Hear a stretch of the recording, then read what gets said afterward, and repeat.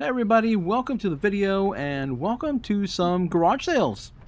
This video is coming out the first of the year, so it's 2024. Happy New Year to everybody out there. I hope everybody had a great New Year's Eve, had a great 2023, and looking forward to another another great year, another 2024. I'm pretty sure a lot of people that are watching this are either reselling or you might just enjoy the shopping. But for all you resellers out there, I hope everything goes well for you in 2024, and I hope things are starting off pretty well. In our area, Goodwill does have sales first of the year. It's regular holiday sales they have. So I was already out at those sales, and some other resellers were out as well too. Already starting off the year, trying to find some great items to resell, and hopefully make more than we made last year. These are some Cole Haan purses. The people here that have these purses, they're in great condition. And if they were around $5 each, I probably would have picked them all up. But they wanted, I think it was $10, or they might have wanted $15, and we got them for $10. So with Cole Haan, you're really going to have to make sure you pick the right styles, or you get them for a really low price, because they don't really do that well. Even though retail, they sell for really high price. On the resale market, they're not really that great. So this basket weave leather pattern is a really good one. It's a nice size tote.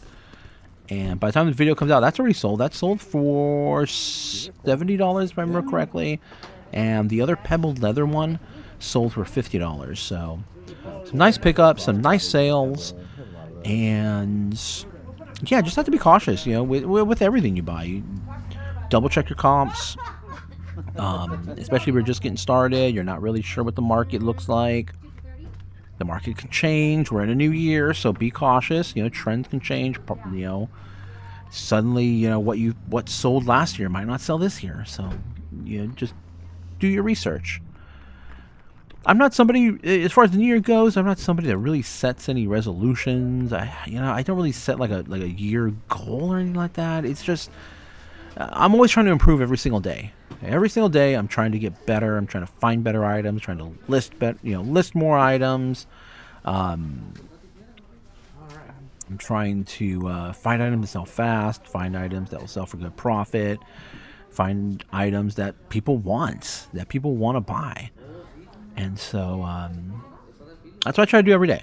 So I had some goals early, back in December for YouTube to get on schedule, release videos Monday, Wednesday, Friday, but I was sick twice, vacation. So those goals are getting pushed out to this month to be on a normal release video schedule. Still Star Trek notepad. I'm a huge Star Trek fan.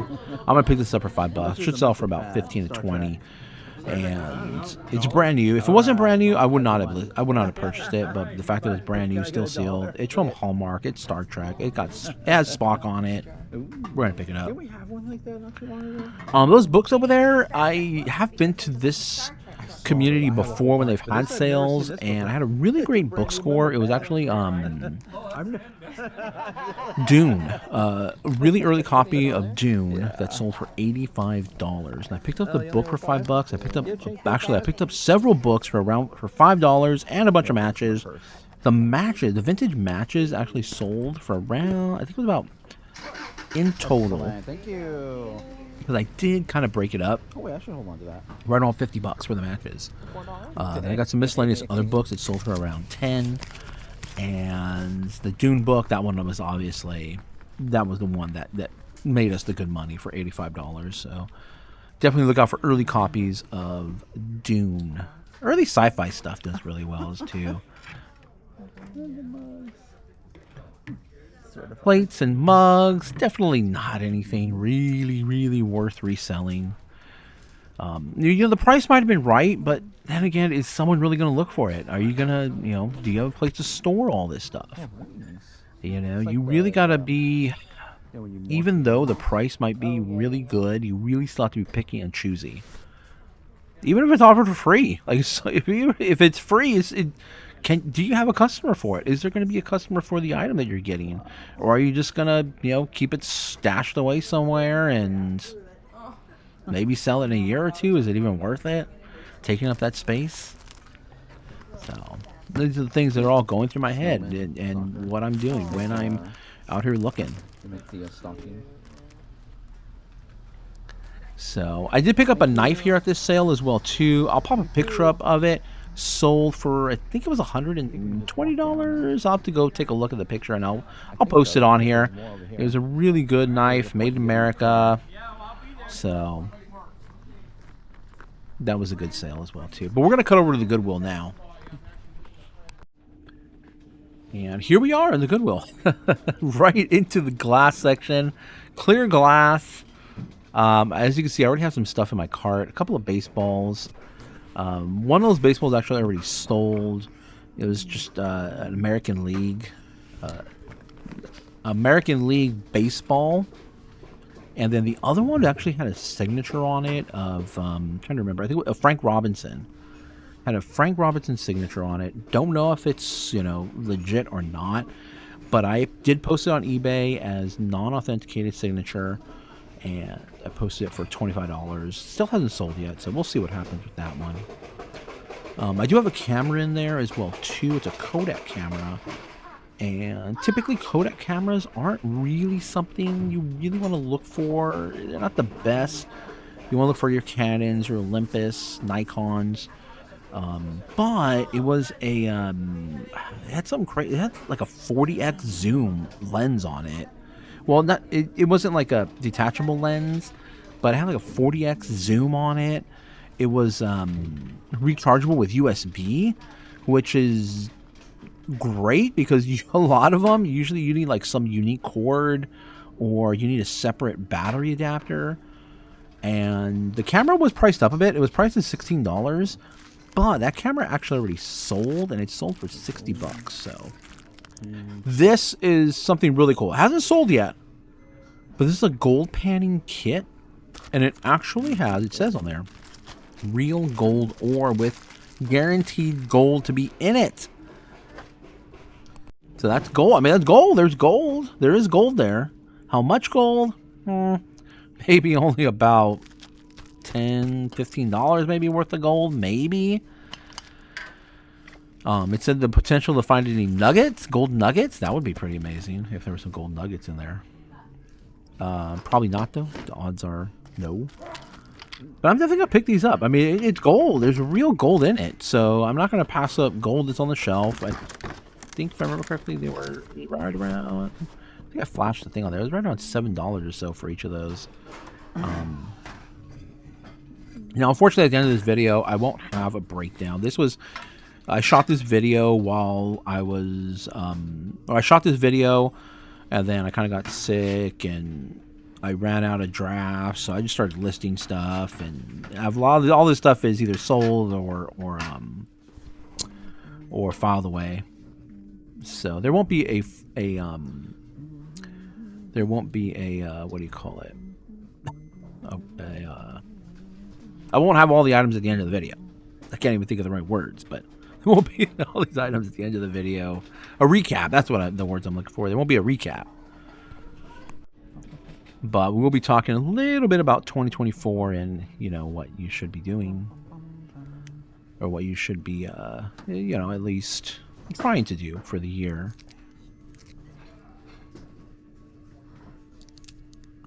That's alabaster, but not really worth it. As you can see, they're slowly starting to introduce Easter. Got all the other holidays coming up here now. We got Valentine's Day. We have Valentine's Day, St. Patrick's Day. There are the President's Day, Martin Luther King Day. So, and then Easter. So we're getting into all the other holidays here now that come around the beginning of the year. So you will start to see things at the Goodwill with those themes, at least in our area. obviously, Halloween and Christmas are the biggest ones. They dedicate, huge areas of their shelving to that.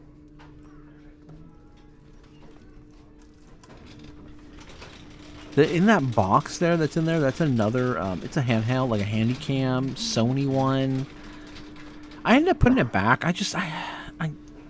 The profit was okay, but then testing it all and make sure all the pieces, make sure it worked, and I really didn't feel like, going through the whole process of testing it and everything for it to only sell for right around, from what I was seeing, the comps are around $30. There's also the size factor of it and the box, the shipping of it, what I'm going to need, how much space it's going to take. So I ended up putting it back because I did find some other good items here to resell. So, yeah, more stuff coming out. Shelves are packed. Yeah, another Goodwill I was at today was one I haven't been to in a while, but man, their shelves are even more packed.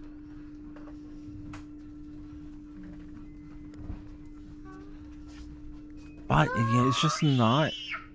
There's a lot of stuff here, but it's not really worth reselling. It's just. I mean, I wish I could always buy more. I wish I could just. I wish everything was worth it. That's definitely something I'm going to talk about towards the end of the video, is that mentality that I hear a lot of people have, is just list. And they say a few years ago, it was just list everything and it would sell, list it and it would sell. I've never done that. I've never been somebody that would just list items, just for the sake of listing. No. Everything I purchase and everything I put up for sale online has always been carefully curated. I've always been picky about what I'm getting, what I'm buying, and what I'm going to list for sale.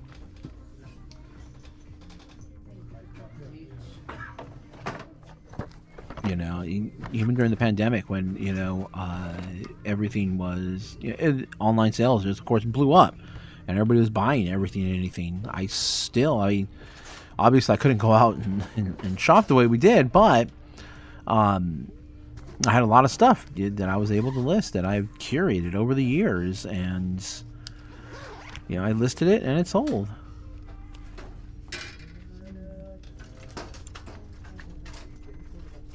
The Logitech speaker. I think it was a plug an old iPod into it, but I'm gonna leave that behind. This little glass piece was pretty cool. I didn't know what it was. It is signed. I think because the image is actually from the bottom there. What it looked like, it would be a paperweight, and you would set it with that flap side down. But you actually only see the image correctly from that side. So I'm thinking it might have had some sort of stand to go with it. I listed it for $50, and I've already got some watchers on it, so we'll see. I'm hoping it goes for quite a bit.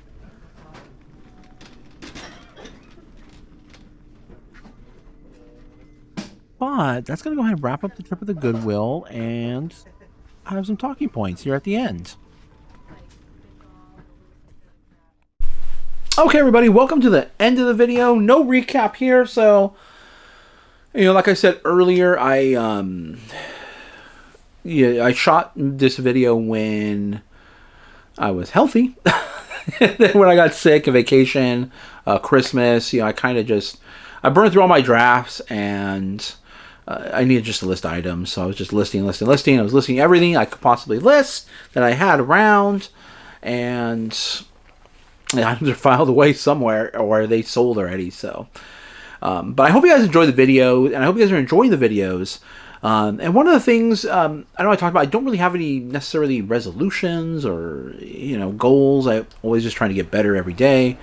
But one thing I did want to do back in December was be more consistent with my videos, releasing them on a schedule. Monday, Wednesday, and Friday was what I was looking at.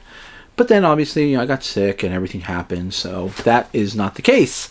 So those goals or those resolutions are moving to January now, So starting here on January 1st is when this video will come out. Expect to have one out Wednesday and Fridays as well too. And then I'll sprinkle in shorts every day. Every day I'll have short form content all here on YouTube for you guys to see any highlights of what I've sold or what I'm finding. Great bolos, items that sell fast, all that kind of stuff will be on my shorts. But a little adult beverage here. Things getting washed out. I usually have a hat in the or a shirt in the back behind me because I think sometimes the white just kind of causes the camera picks up on it and just kind of flushes everything. But I'm also trying to work on getting my thumbnails down too because I want to do more compelling thumbnails because it helps people click on videos. That's one of my goals, you know. So I'm still not 100% monetized here on the channel just yet. I still need some more watch hours.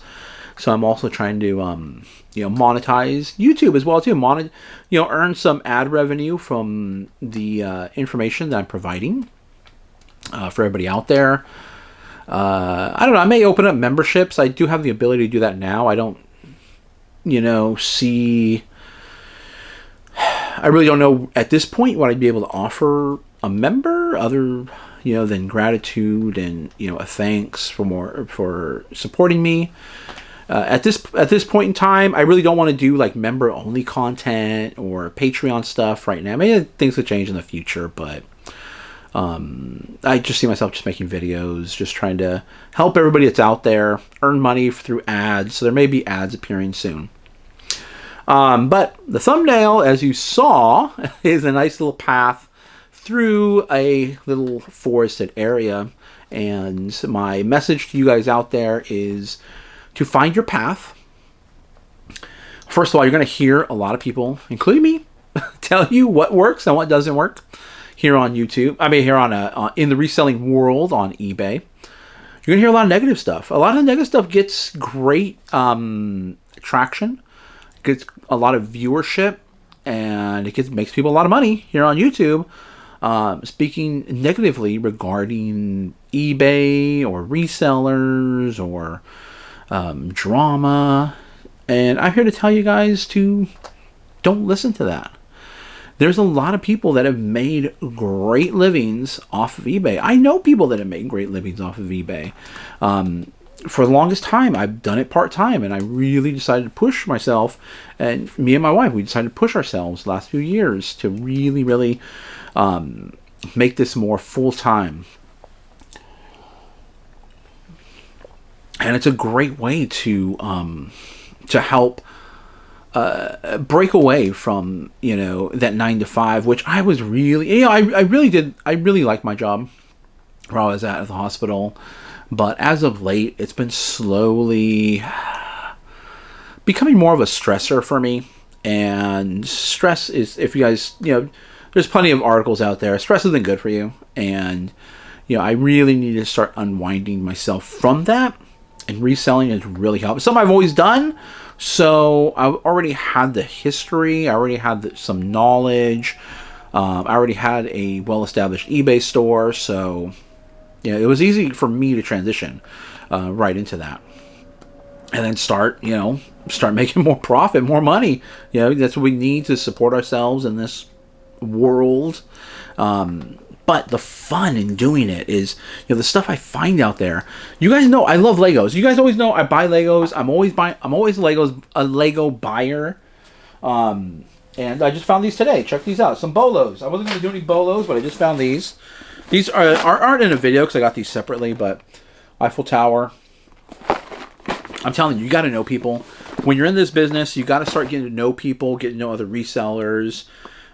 People that get inventory, you got to get to know these people, because then you get the inside scoop on some deals. I got this one here. This one resells for $160. Look at the there's the Lego, the number there that you need to look for. This one too. It has to have the Kylo Ren on it. This is the older one. Used $50 to $60, brand new $160. Eiffel Tower, got it for $20. That goes for $120. Brand new, sealed. So I mean, I love Legos. I've always loved Legos since I was a kid. I used to get them during Christmas when I was a kid, and I still love Legos. And what am I doing right now? I'm still buying Legos. And I'm making money off buying Legos too. So don't let people deter you. Don't let people tell you you can't do this, you can't do that, because you could do it. You could resell on eBay. You're going to hear people say eBay's broken. There's glitches on eBay. People have been saying, right now, people are saying eBay search is broken. I haven't experienced any of that. I have experienced some issues, but I can't really remember or tell you when I did, because they were so like, they happened, and then, half an hour later they were gone. They were fixed. So I did the most recently, I think, was I couldn't print shipping labels for about 10 minutes. So I mean, 10 minutes, yeah. I mean, when I like to do my labels, I like to quickly boom, boom, boom, boom, boom. But hey, I had to wait 10 minutes and it worked again. There's glitches everywhere. In every business or whatever you do, there's going to be problems, issues. Everyone's saying search is broken. Search is broken. I've never experienced an issue with search. I've always been able to find the items I have, do my research, and get pricing for when I'm doing my listing. So I don't know really what people are talking about. Search is broken. I've never. The only thing I can think of, because I was watching Flippin' Ain't Easy, and the only thing I can think of that maybe I do differently than other people, and I have this in a video. I kind of just mention it. I don't really put too much into it. Is I have my search locked to U.S. only. So I'm only searching U.S. buyers. That's it. I'm not branching out into all the other countries that eBay is in. So it's only U.S. So maybe that helps to really focus my search and narrow it, so that I'm not getting a lot of stuff from overseas, China, wherever, Mexico, wherever. So maybe that's the reason why I don't experience any search issues. And I've always had US blocked, so maybe that's why I don't see these problems in search. But if that's going to help, if that helps you guys, definitely look into that. Look into the filters, try to isolate it by US only, and see if that helps, if you guys are having problems with search. But also too, don't let people deter you from buying stuff, because it's slow, fast sell-through rate. You're going to hear people talk about eBay only wants fast sell-through rate items. eBay only wants high items that sell for a lot of money. I've been selling all these patches here. Got all these patches. I've been selling these patches for $8 a patch here, and I have how many more do I have? I have 1, 2, 3. There's 4, 5, 6. I have 7 patches here, so that's $42 right there. $40 in patches. And I got these for like $1.50 each. So I'm still selling stuff that's under $10. Generally, if it's like $5 or less, then you got to. I mean, you really got to start thinking like what's worth your time at some point. But because I'm so, I'm into these not very much, and they're patchy. I mean, look how light, and these just go inside a little poly bag. They're not breakable. They take almost nothing, no time to list. So, it's easy. That's easy. It's not really a waste of my time. So don't let people deter you from items that will make you money, but don't necessarily look like they have a fast sell-through rate. Because there are some items that sell fast that if you look at the data, it says it won't. And here's one of those items right here. I sold this watch. In less than 24 hours. There was no information on it. I couldn't even Google. The Google didn't even come with the information on it. Stith, I believe is how you pronounce it. What is that? Stihl. And if you look up that brand, you're going to come up with a lot of power tool stuff. So they may have made watches. Obviously they made some watches at some point in the past. I don't know if they still do or not. Okay, so I bought this watch. Bought it for $15, and it is cracked too. The case is cracked as well. So don't let that deter you either. All the data said don't buy it. Don't buy this item. You're wasting your money. You're flushing your money down the toilet. It has no sell-through rate. There's no data on it. There's no sales history. I knew there'd be a customer for it. How did I know there'd be a customer for it? First off, it's vintage. It's really vintage. It's made in West Germany, so it's not made in China or anything. So it's got a little bit more of a premium. It's an automatic watch, so there are buyers for automatic watches, and a lot Rolexes. All those are all automatic watches, APs. So it's an automatic watch. So it has a bit of a premium movement to it, premium operation to it. It also has 25 jewels. Now, what does that mean? It has 25 jewels in there. It actually has jewels inside of here, 25 jewels. Now, it's not necessarily real jewels. They're usually synthetic jewels, but they're used as washers inside the watch. And why do they use them as washers? It's because of longevity.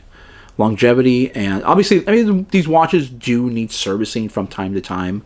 But the fact that it has the jewels in there operating in, some of the key movement, they are used in the key movements of the watch. And that's to keep it consistent, to keep it lasting for a long time. And this watch, I don't know what year this watch came out in. It does not say, but I'm pretty sure this is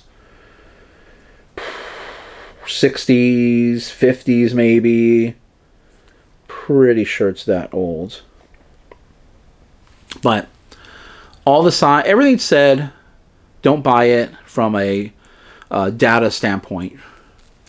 But with me examining the watch, having the information that it's in my brain from 24 years of reselling, and examining it, looking at it, I said, you know what? I know there's a customer for this. I know somebody's going to buy this.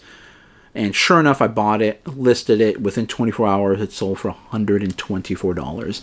Do not let people tell you cannot buy items that do not have a fast sell-through rate or that don't have any sell-through rate at all. Because I've sold items with slow sell-through rate, no sales history.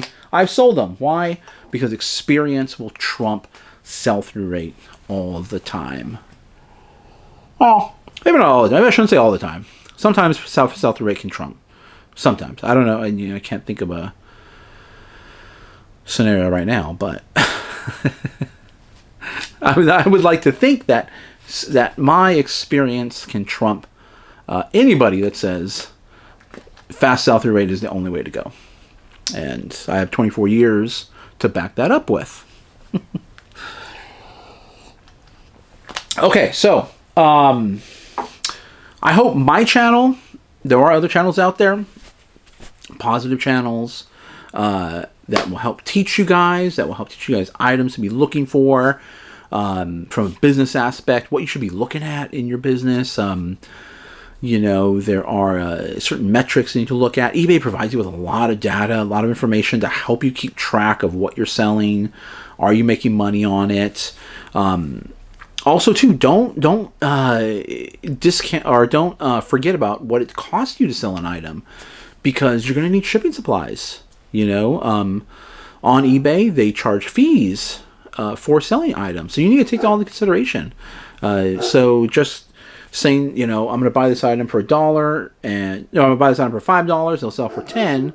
I'll double my money. Not really. It might be closer to like $2 or $3 is what you're actually making on the item, because you're going to need to ship it out. You need to get a shipping label. Even if the buyer pays for a shipping label, there are some fees associated with that shipping label through eBay. So, you really, really, really got to make sure you buy items at a low cost. And when I bought this watch, it was $15, and that was a lot for me. I don't spend that much. I really don't like to spend that much on items, so $15 was a lot. But making sure that you're buying the right items for resale, and you're buying them for the right price, and it may be, like I said earlier in the video, maybe the right price, but is there a customer for that item? And you can watch videos like mine. There's other people out there that'll help you gain the knowledge that, hey, I know there's somebody that can be buying that. I know there's someone for, this is a cool item too. I know there's someone for this Filofax organizing wallet thing, which I've never seen a wallet like this. I'm familiar with the brand. I've bought and sold this brand before of larger size organizers, but this little wallet style, I've never seen that before. So, you know, I know, you know, because I saw so-and-so's video and they said this to resell and they said it should sell. So all the stuff I buy here sells. Takes roughly about 2 months. I was actually going over some data, and it's on average the items that I purchase takes about 2 months to sell through these items, which is pretty good in my opinion. So about an 8-week sell-through rate on all the items I'm buying. If you average it out, you know, some of them sell quicker than others, obviously, and some of them take a little bit longer to sell. And generally, when you want those longer tail items, you want them to be worth their time, be worth their the space they're taking up in your storage area. So I just sold a little not a speaker, but it was kind of like a sound device that you would hook up to your computer, a vintage one, older one. And I knew it was going to be a little bit of a longer tail item. I spent $12 on it, I believe. It was brand new. And it took about 4 months to sell, but it did sell for $182. So with those longer tail items, and for me, longer tail items are anywhere between over 3 months and a year, in my opinion. I know some people have items sit longer than that, but in my opinion, I want everything gone out of here within a year. But when they are going to sit for that long, I would want them to give me back a bigger return or more profit, basically, is what I'm looking at. So, like the thumbnail says, taking things back. Stay the course, find your course, because find your path, because everybody's path is going to be different.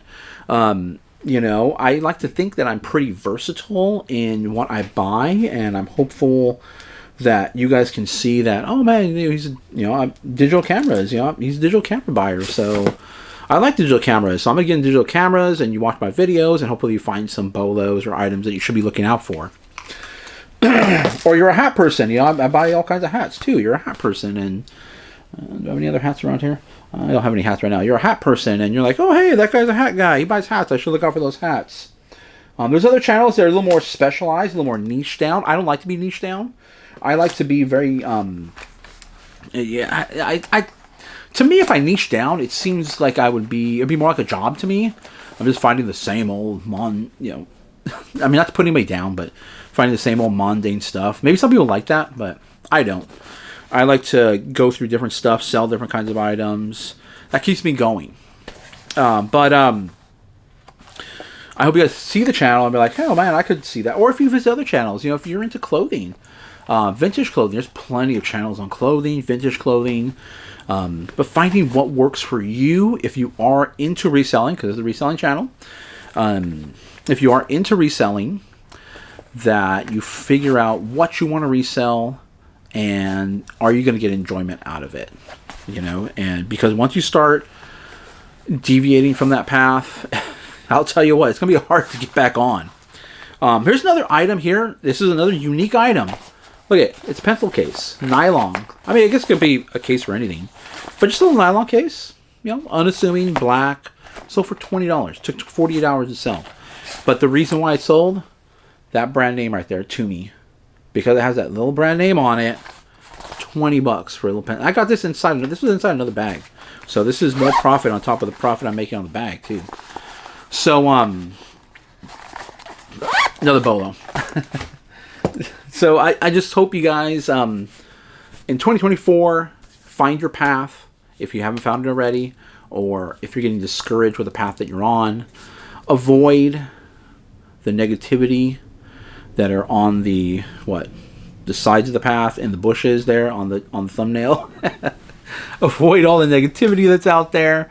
Avoid the people that say you can't do it. Avoid those that are telling you eBay's bad, eBay's wrong, because plenty of people are making a lot of money on eBay, and you shouldn't let those people deter you from jumping in and making, money too, because we all need money while we're here on this planet, or even in this country, or anywhere in the country, anywhere in the world, I guess. You need some money to buy food, buy a house, buy a car, buy, anything you need. But I appreciate everyone watching the video. I appreciate all the new subscribers. I didn't think I'd hit 1,000 by now, but I hit it early December, and we're rolling. I still need a few more things to get fully monetized. Appreciate all the new subscribers. I appreciate the thumbs up. Any comments down below. I got links in the description to my Instagram second channel, which has some shipping videos on there. I will be posting some more shipping videos on there now in the new year. Definitely look out for that if you need help with shipping. Please like. Did I already say subscribe? I think I'm repeating myself. Like, subscribe, hit the comment. No, hit the bell notification. If you want to get notified, hit the bell notification down below. But I'll catch you guys in the next video. Welcome everybody to the video, and welcome to the flea market. It was a nice day today at the flea market. And this video is coming out. This video will be coming out after the first of the year, January 3rd. So January 3rd. Happy New Year to everybody, if you guys didn't watch my previous video, or if you're new, tuning into the channel. Here we are at the flea market, my local flea market. This is one thing I love picking up right here. Computer components, PC, personal computer components. These are motherboards and CPU combos. And looks like there's also a power supply over there. And if you've watched any of my previous videos, any of my shorts regarding electronics, if you're going to buy electronics, especially computer components, you have to pay, assuming it's not going to work. And these have been sitting out here all morning probably, so there's probably some moisture buildup. Not really a problem for electronics. I've explained that before. As long as you don't send power through it while it's wet, you'll be perfectly fine. Just make sure it completely dries off before you hook up anything to that. But we got some motherboards that, they're going to be way overpriced. I think they were wanting $30 to $40 for each of those motherboards. So definitely something we cannot pay. I would be more I would really want to pay maybe at the most $20 for the pair. The pins in that red one right there. Now, there's pins inside that center socket. The fact that it's exposed is very concerning to me, because those pins could be bent. And they're incredibly delicate, so once they're bent, you can bend them back. But once they're bent, it kind of, the integrity of the actual pin, it loses its integrity. So when you're attempting to repair it, it could easily just snap right off. So I didn't see any bent pins. And so even with the fact that it didn't have anything in there protecting the pins, whether it be the CPU or there's actually like a little plastic shield that all those motherboards come with. If it doesn't have any of that, I wouldn't pay more than $5 for it, because you really, really have no idea.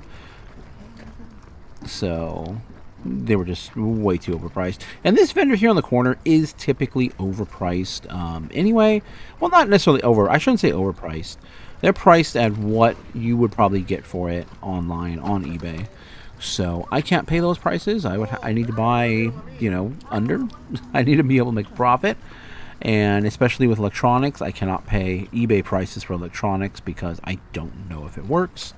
And there is no way to test a motherboard here. I mean, maybe some other, like calculators or cameras I could test here on the fly. But internal PC components, no. So a little bit of a disappointment I couldn't buy those. That's right up my alley, and there were a couple of great motherboards. They probably would, working motherboards that would probably sell right around the $100 range each. One of them had a CPU. I wasn't quite sure what the CPU was, but if it's a decent enough CPU, it could be probably right around $40 to $50. This is a really, really nice laptop, and this guy, certain vendors I'm comfortable buying electronics for without testing it, and this is one of those vendors. This guy really does a great job of curating the items here, and he even has a generator here, so that way you can plug it in, and he'll generally On some items, they will already be, if they're rechargeable, they will already be in working order when he brings them out here. So I feel more comfortable paying up a little bit more here at this vendor than the previous one. And that I mean, this guy has really great laptops. I mean, if my recommendation, if you guys are in the market, if you guys are a reseller or whoever, you need a new computer, you need a new laptop. A lot of people buy laptops nowadays because it's convenient, easy to carry around. Don't go buy brand new laptops. I mean, yes, you can get a good warranty. You go to Costco, Best Buy, you get probably some sort of service package with it. In my opinion, based on my many years of I was in IT, and I built computers and everything. Buy them used. Don't waste your money on brand new computers, in my opinion. How much are your shoes? We got some Vans. These are SpongeBob Vans, high tops. It was an okay price. I mean, it wasn't. They'll probably sell for right around $40 to $50 after I did my research, because I would have probably wanted to get them for $10, or under $10, but I paid $15 for them, which isn't bad. We'll make some decent profit on it, and those I'm gonna put over on Poshmark. I saw some other stuff here, and I was kind of surprised because the shoes were only $15, and I started asking about some of the toys, and those ones were priced up. They are older, but they don't, you would think, some of these vintage toys would go for hundreds, but no. So,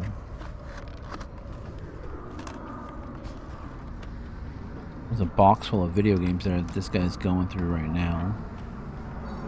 Box of movies, VHSs. I always peek to see what's in there. If there's any of the big names, like the VHS. When it comes to VHS, the big one out there, everybody talks about is the Cars VHS. If you ever see a Cars VHS, grab it. So I always, especially if I see Disney stuff on top, I'll go ahead and glance at what's in there. But I'm not really a big, VHS or even DVD buyer. There are some exceptions, but it's actually pretty rare to find good ones to resell. How much for the Etch-a-Sketch here? And she's just going to ask way too much for this Etch-a-Sketch, so I'm going to leave it behind.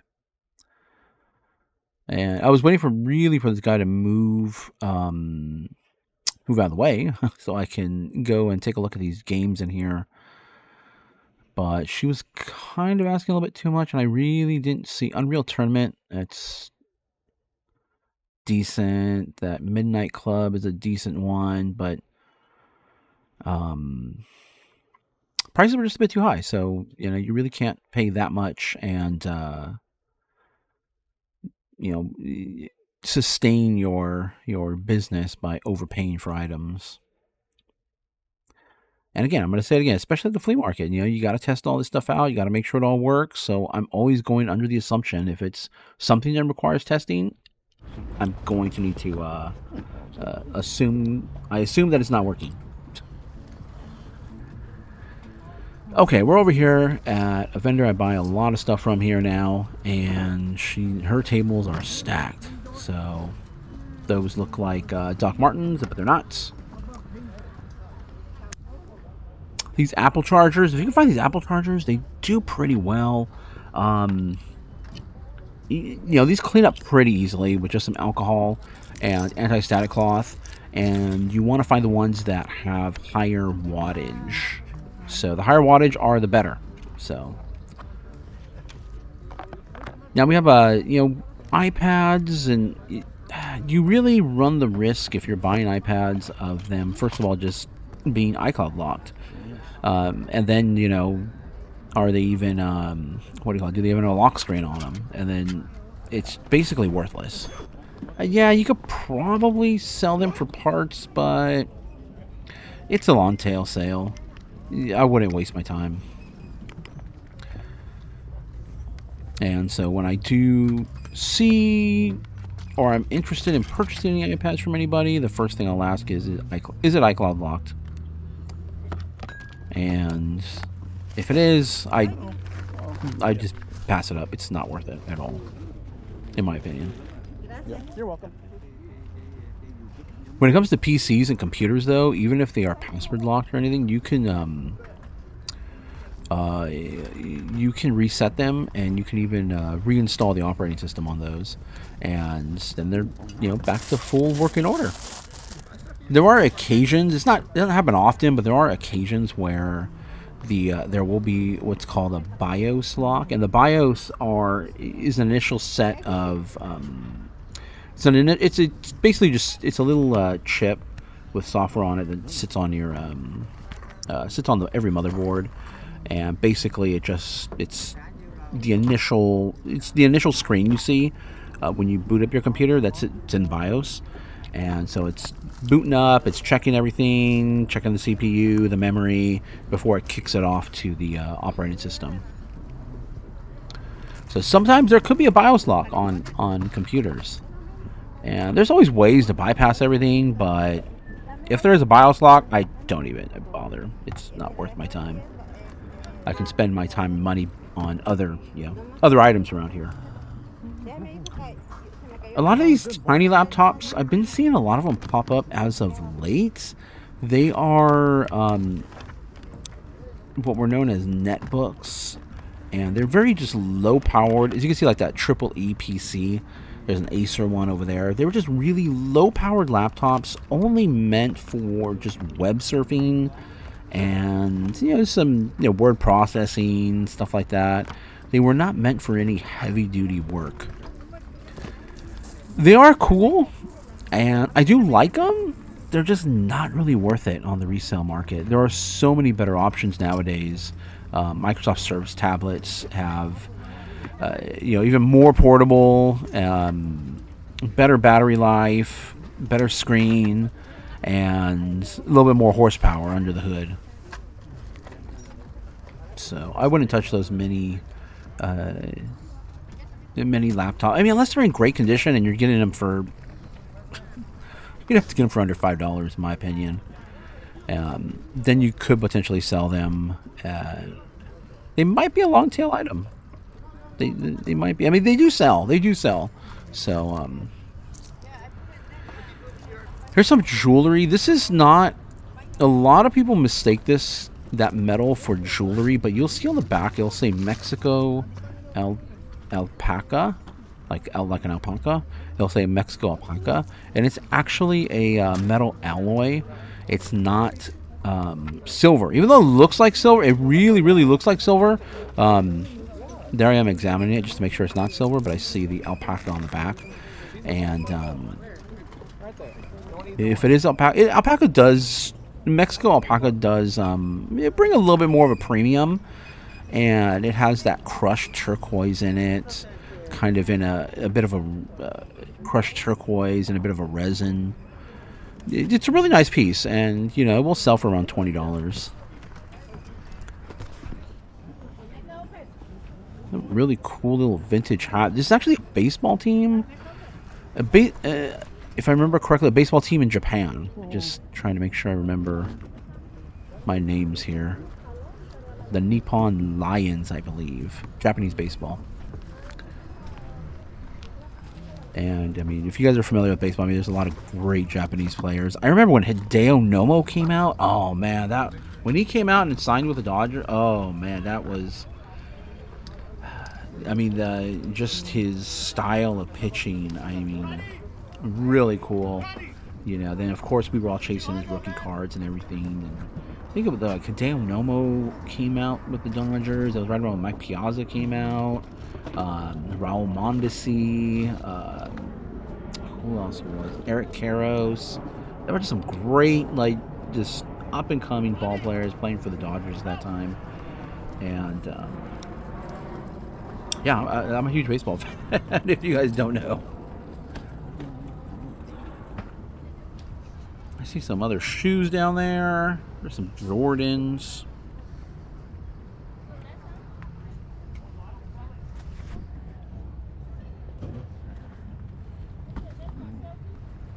but they just seem like way too stiff.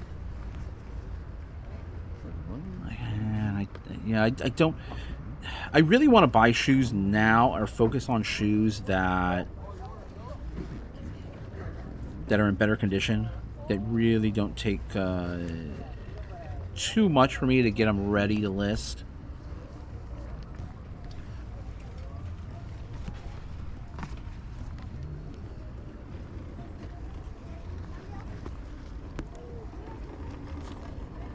So, but I'm gonna pass on those, and unless I see anything in there that's fairly clean,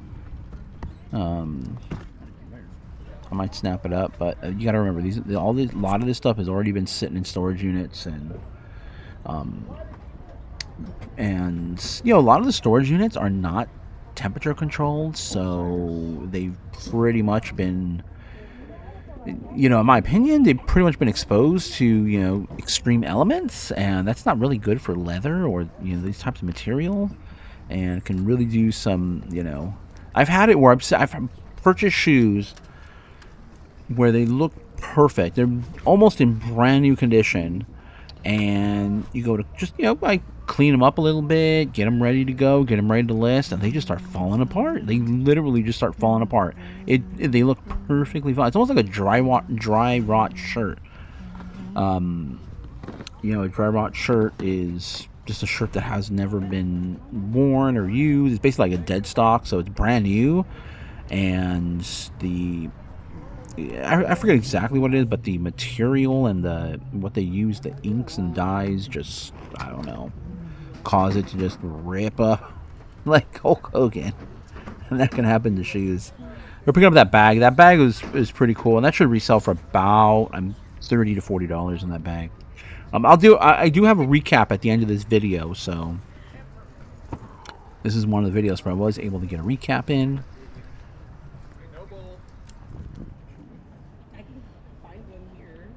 So, yeah, be mindful of, you know, the stuff you're buying, and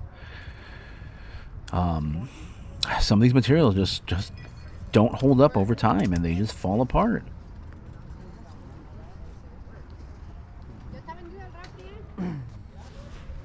And nothing really else I'm seeing there, so we're gonna go ahead and move on down to the other side of the flea market. This is Thursday, by the way, at the flea market, and so this other side beyond these, you see those storage containers there, opens up on Thursdays. So more vendors. Thursday is it's considered a bigger day. I don't know why. I don't know why Thursdays tend to be the bigger days and not Fridays. I mean, the weekends are bigger days. Sunday being the biggest, but why not Friday? I don't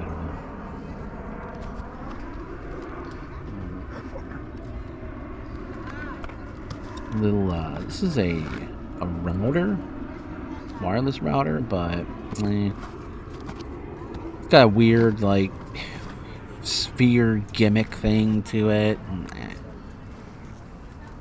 More for aesthetics than actual. It'll actually help your Wi-Fi situation. This is really cool. This actually already sold already by the time the video comes out. This is a software. It's software. It's an operating system. Microsoft.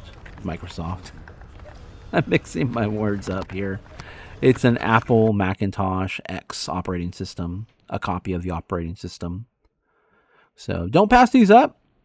As some of you may have heard, the Mickey Mouse, the original Steamboat Willie Mickey Mouse, has entered the public domain, which means pretty much anybody can use that IP or intellectual property now. It's open to everybody. Some of these operating systems, if they get old enough, I'm not sure about Apple. I haven't really looked into Apple operating systems, but Windows operating systems, they eventually enter. I don't know if it's called public domain, but they end up becoming free, so you don't have to, pay for them. And you can find them online at archive.org. You can find a lot of software over there that is now available for free that used to have to purchase, and I recently needed a copy of Windows XP, and I was able to download it there, create a disk, and they have like the universal code on there to use to activate it and everything. So if it's something that you guys are interested in, something you guys need, you guys are looking for some software, maybe some older software, definitely check out archive.org.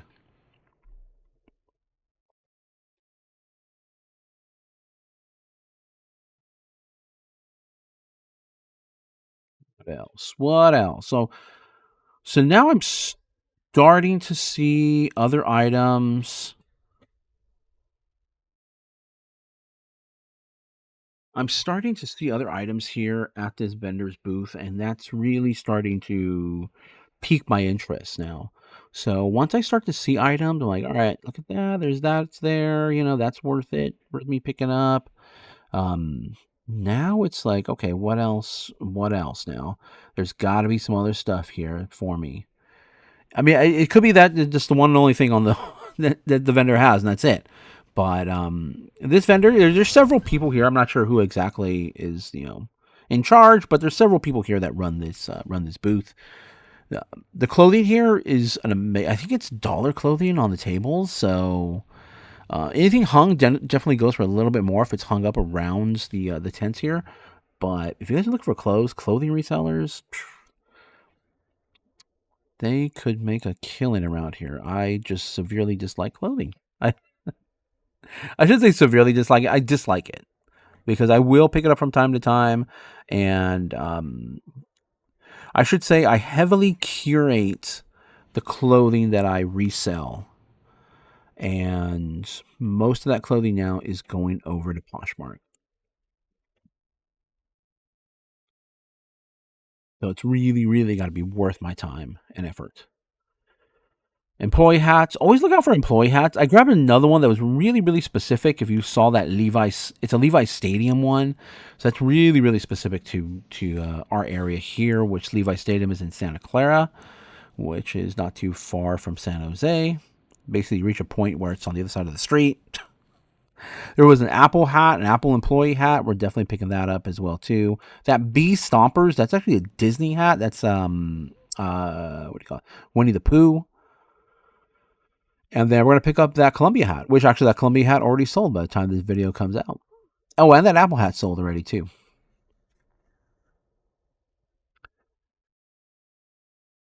So there's always a lot of activity here at this booth. Always a lot of activity. They take up quite a bit of spots, and they have a lot of great items here. So it's worth... You may see me spend a lot of extra time at certain vendors, and that's because I already know that they have great stuff, and if I just keep looking or digging around, I will see it and find it. And it doesn't make sense for me to really waste my time at other vendors because I'm already, I've been going to this flea market for years, and I already know that I shouldn't waste my time. However, there are instances where you'll come across vendors and you'll be surprised. You'll be like, "Oh man, look at that! There's some great items here. I should be picking that up." It happens. So you definitely want to take a look at everybody if you can and spend your time wisely. And that just comes from me, like I said, coming to the flea market for years. I've been coming to this flea market since I think they opened in 1983. 1983, and my grandmother would bring me when I was little. I have relatives who worked here of mine, and it's a great flea market. Really good. There's another big flea market in our area that I don't really like. It's a little too... It's more like I'm going to go hang out. If I'm going to go get something to eat. They have great food at the other one. Great food, great drinks. This one here, as you can see, they have your typical fruit vendors. They have some people that have food, but pretty much if you want something to eat, you got to go over to the center, which is the snack bar for the drive-in theater, and that's where you go get your food. But they have really delicious breakfast burritos. There's some mice. Definitely take a look at mice there. Not really that great. This is another section that is... I usually just bypass it because I typically don't find anything here. And a lot of these vendors, it's not that... A lot of these vendors can reserve, reserve these actual stalls for the year.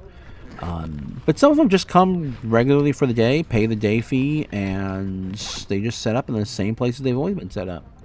Sometimes, occasionally, you'll see them in different spots, and maybe someone beat them out to that spot. But typically, you'll see a lot of the same vendors in the same spots every single time you come. And just from me walking the aisles here all this time, I come to the realization that this part really isn't worth my time. And if you guys are into flea markets, if you guys frequent flea markets, you'll eventually learn too. You'll eventually learn that who has what, who's here regularly, what days are these certain people on. Because some vendors I buy stuff from and it seems like it's great and it just doesn't sell. Other vendors I buy stuff from and everything just starts selling from that I buy from them. So I just buy from those people where everything is selling, where I'm making money, where I'm making profit off their items. So, in this instance here, like this little section here, it's a small little sliver. It kind of forms a little triangle, and the point comes all the way to the little snack bar area. There's really, really nothing here for me, and I will check it out from time to time because I have come across random vendors that are here just for like the day, and you don't see them again for a few months, and they'll have some great stuff, and they'll just buy it up. Matter of fact, the other day I came across a guy who had actually a bunch of early 2000 brand new Intel processors and motherboards, and he wanted like $5 each for everything. So I bought a bunch of stuff from him, and a real nice guy. And he says he sells up in Oakland, which Oakland is not that far from me, but I don't feel like driving out to Oakland when I have this flea market here. So he was here for the day, and I got some stuff, and I haven't seen him since. That's a cool little gaming mouse. And more components, actually, these computer components I'm actually going to buy. This, well, no, wait. No, I don't. Do I buy these items? We'll see in the recap for sure. I don't really remember right now, but I know I do buy that doorbell, because that doorbell already sold. So definitely look out. That's an Ubiquity doorbell. The typical one is like the Ring doorbell, but that's the one by Ubiquity, which is a bit of a higher end brand. So look out for that. But we're gonna go into the recap now. I'll show you what I got to resell.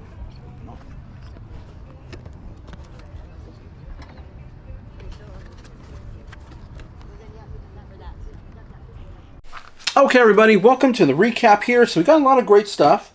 I actually got a lot of stuff piling up in this garage that I need to start getting listed. I need to go on a listing marathon is what I gotta do. And probably up my listing count because what's currently listed or active on eBay for me is going down, and I would like to keep that up if I could, obviously, because the more items you have up, the more items you're going to sell. If they're good items, that is. So if they're good items, they will sell.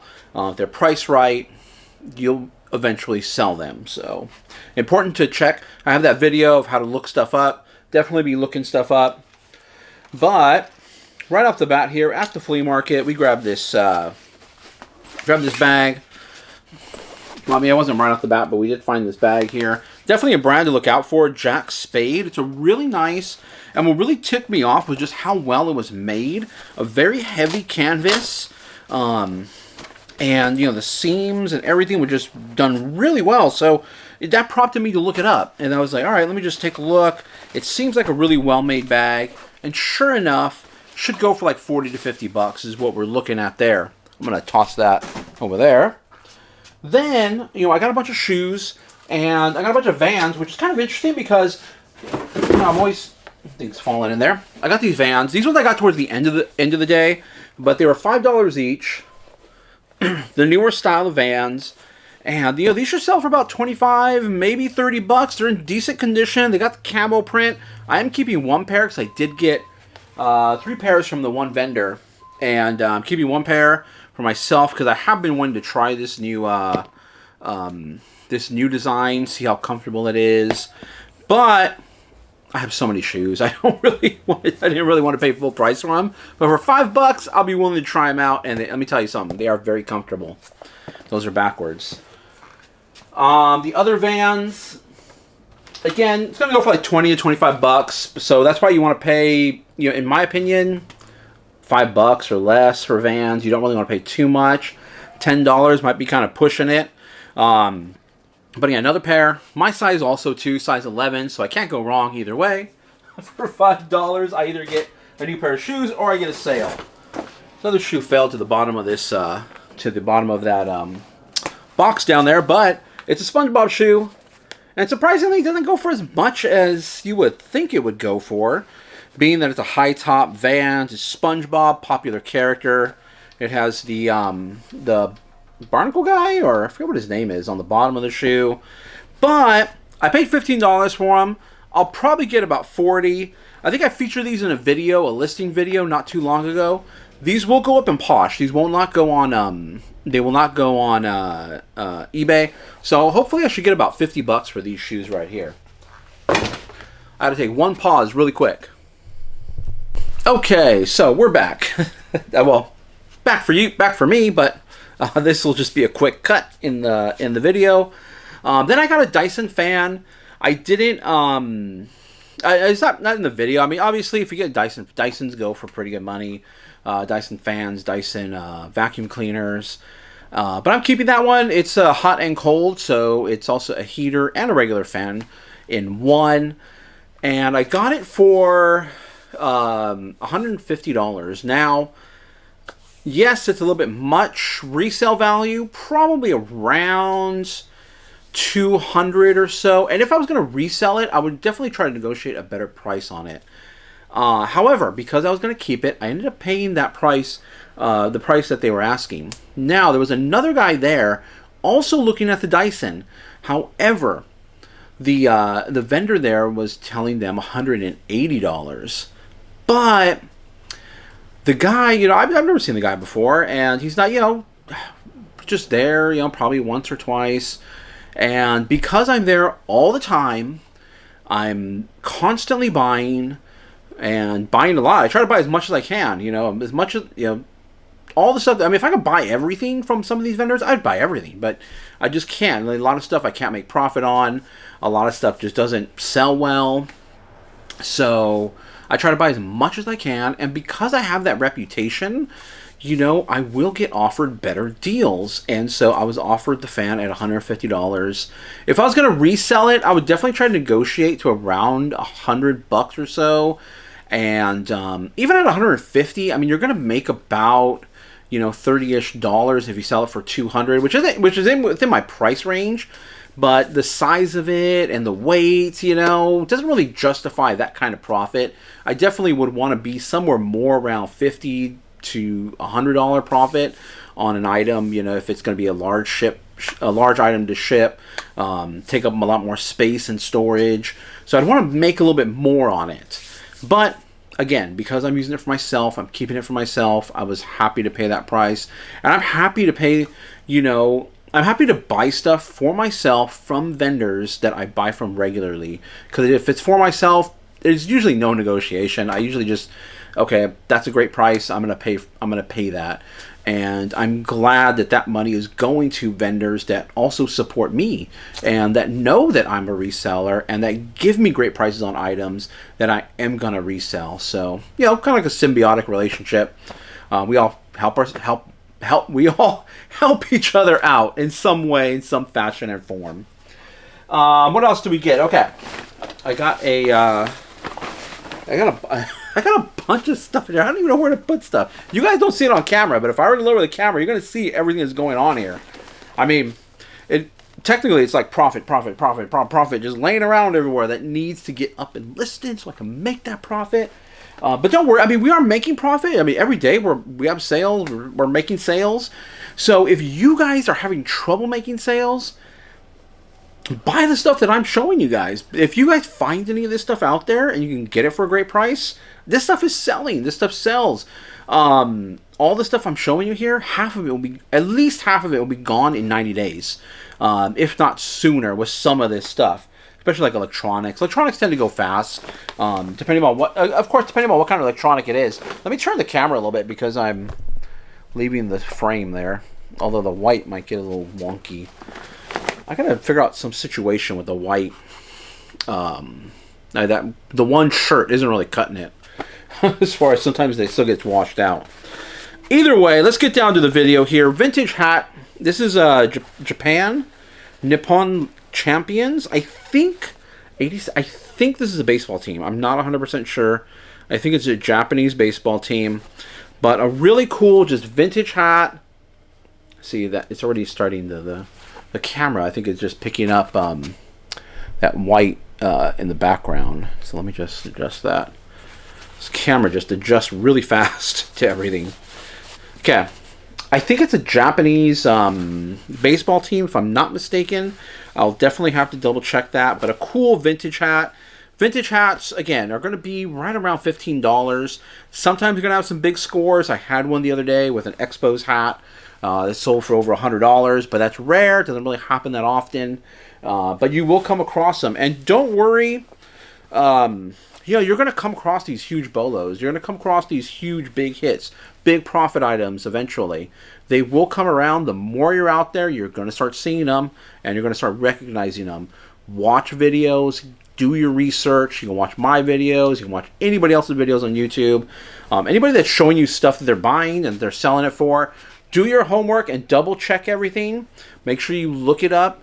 I'm always doing that when I'm watching people on YouTube. I'm like, wait, no way that thing goes for that price. Now I'll look it up myself.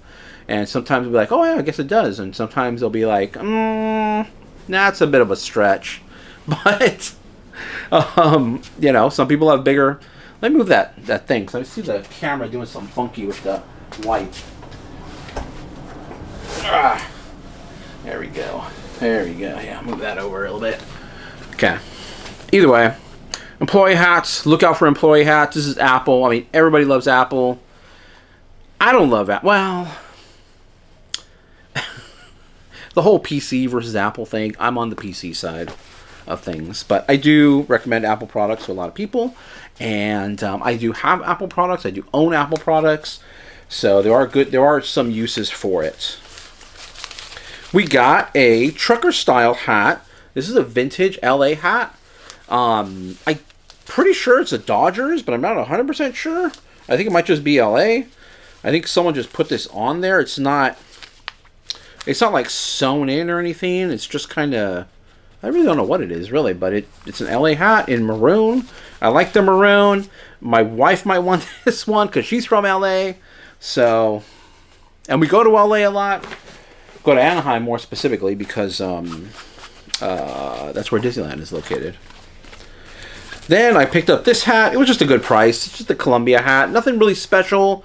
It's got kind of like airy spandex, more of like a runner hat.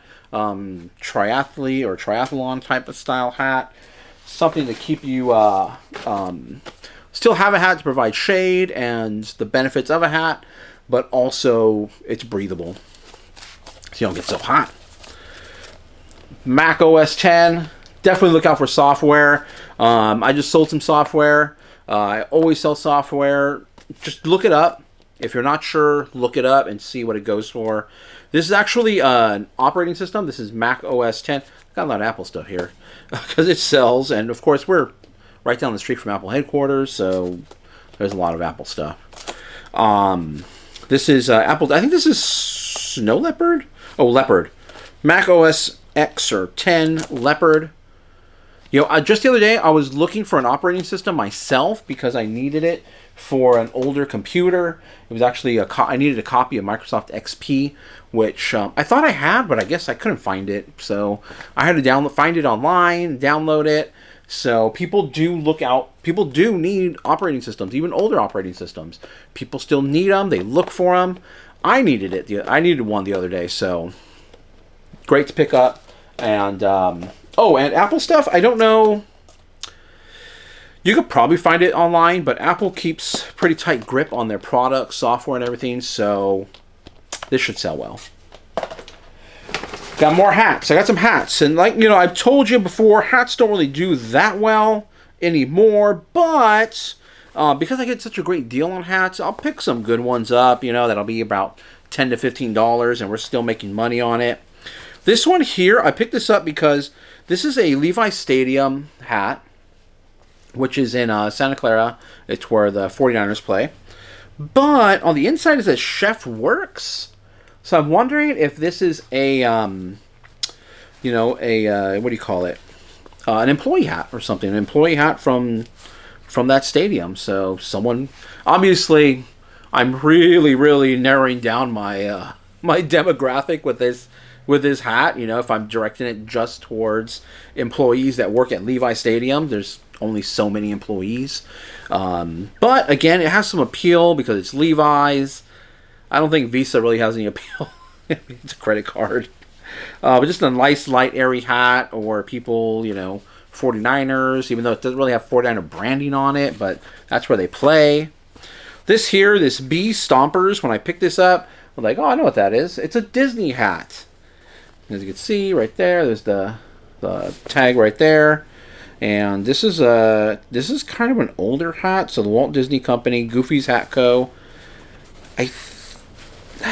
I think, if I'm not mistaken, I think this is sold in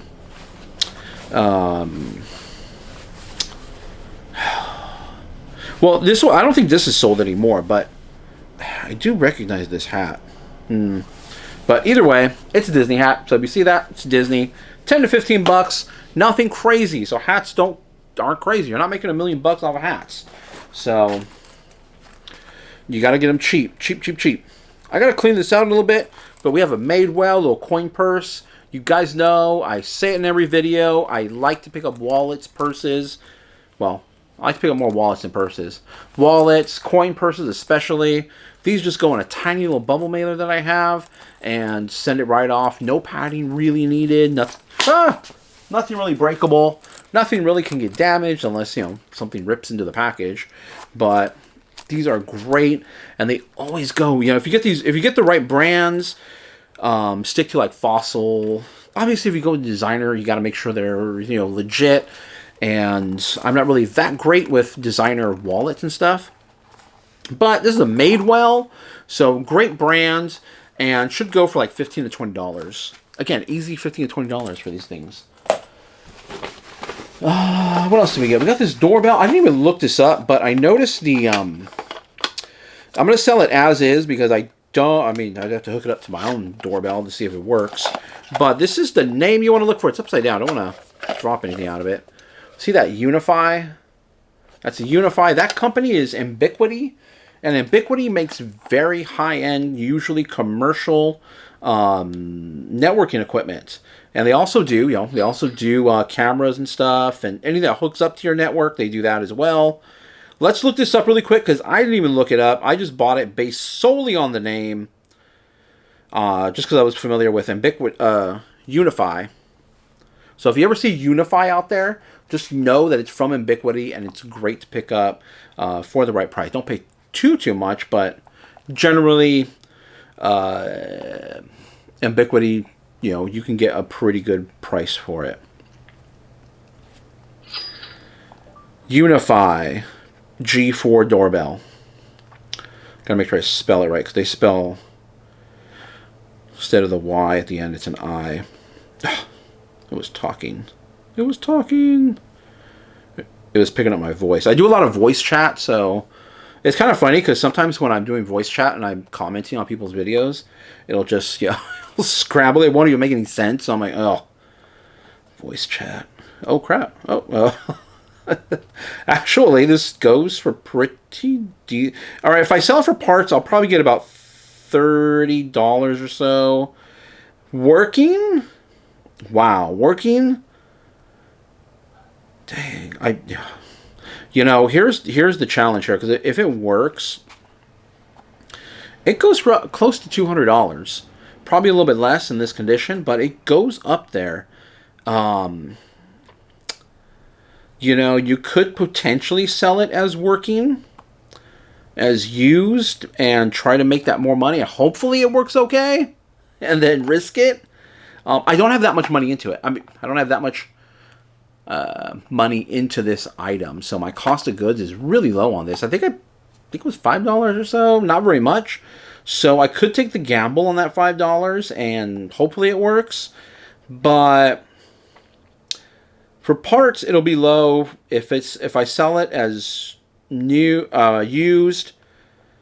On bids, it'll go for about $100. So if I set it up on bids, it'll be about $100. But if I set it up as a pay now, should get close to $200. I would probably say about $150 for this guy. So that's a pretty good score right there.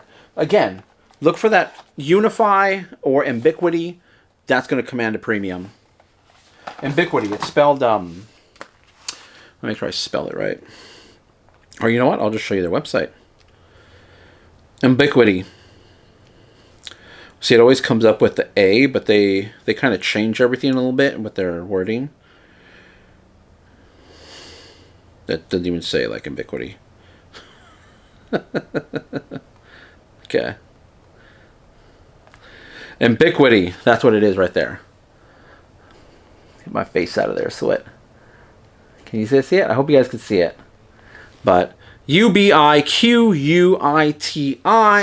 Look out for that name.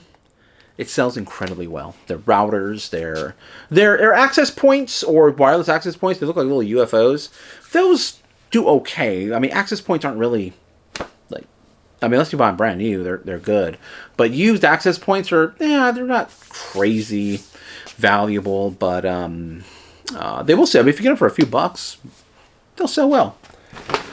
And usually I start to see that type of stuff around springtime for some reason. All of a sudden, offices are getting, cleaned out and stuff.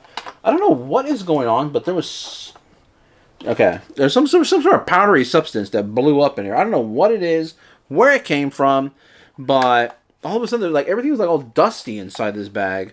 And I noticed it because I got some brass items, which are not here. They're covered in this powder. I don't know what the powder is, but they're outside. So I got some brass items. I'm not sure if I picked up on video or not. But either way, label maker, definitely if you can get it for a good price, it's going to be about $10, $15 for this label maker. And what's great about it is it has a charger. Or a plug, I should say.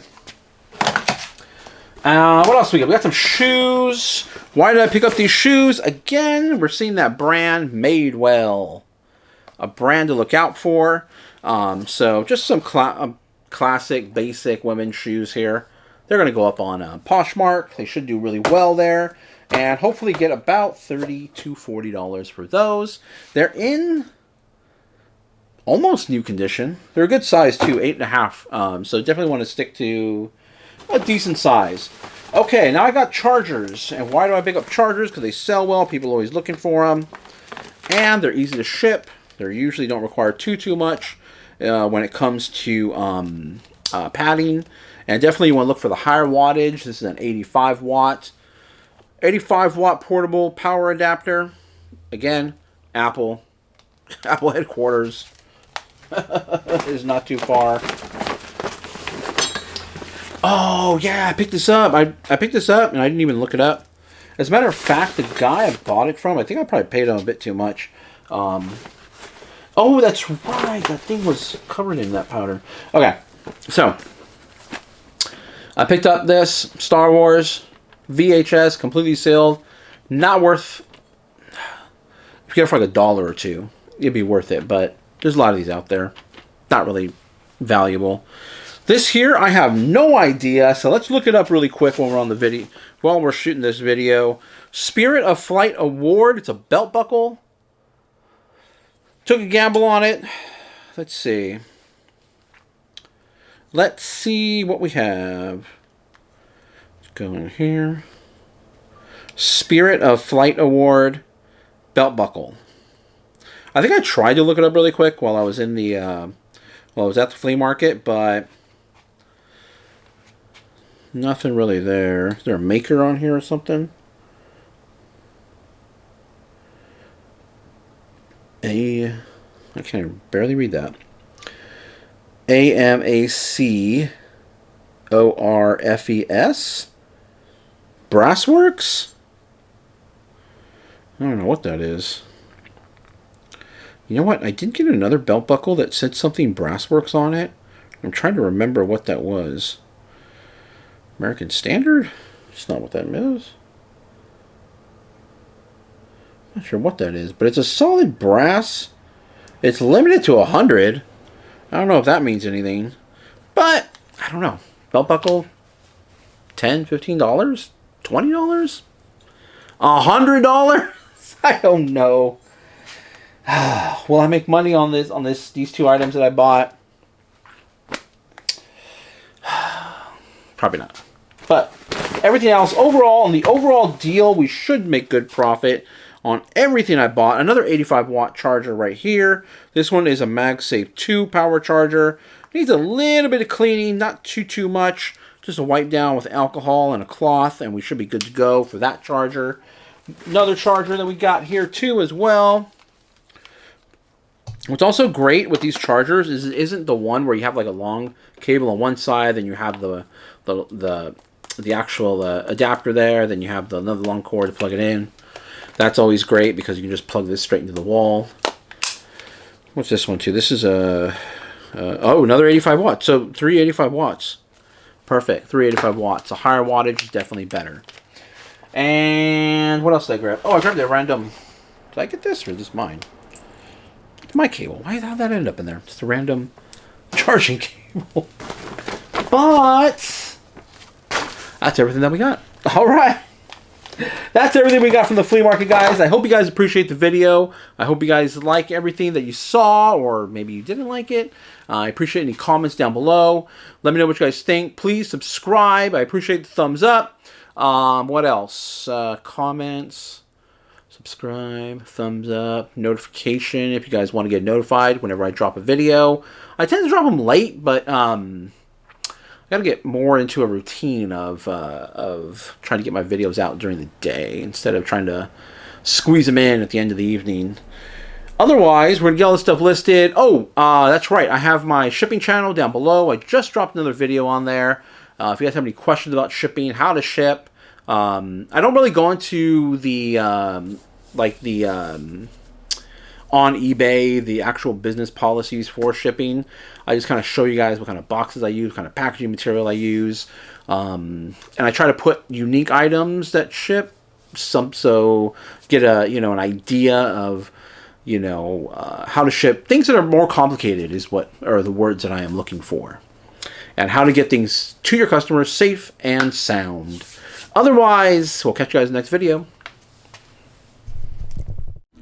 Hi everybody, welcome to the video and welcome to Goodwill. We're not going to pick up too much in this video here, but we did get some great items to resell. Some pretty, what I consider heavy items, are items that are probably going to make us maybe 40, 50 on up in profit.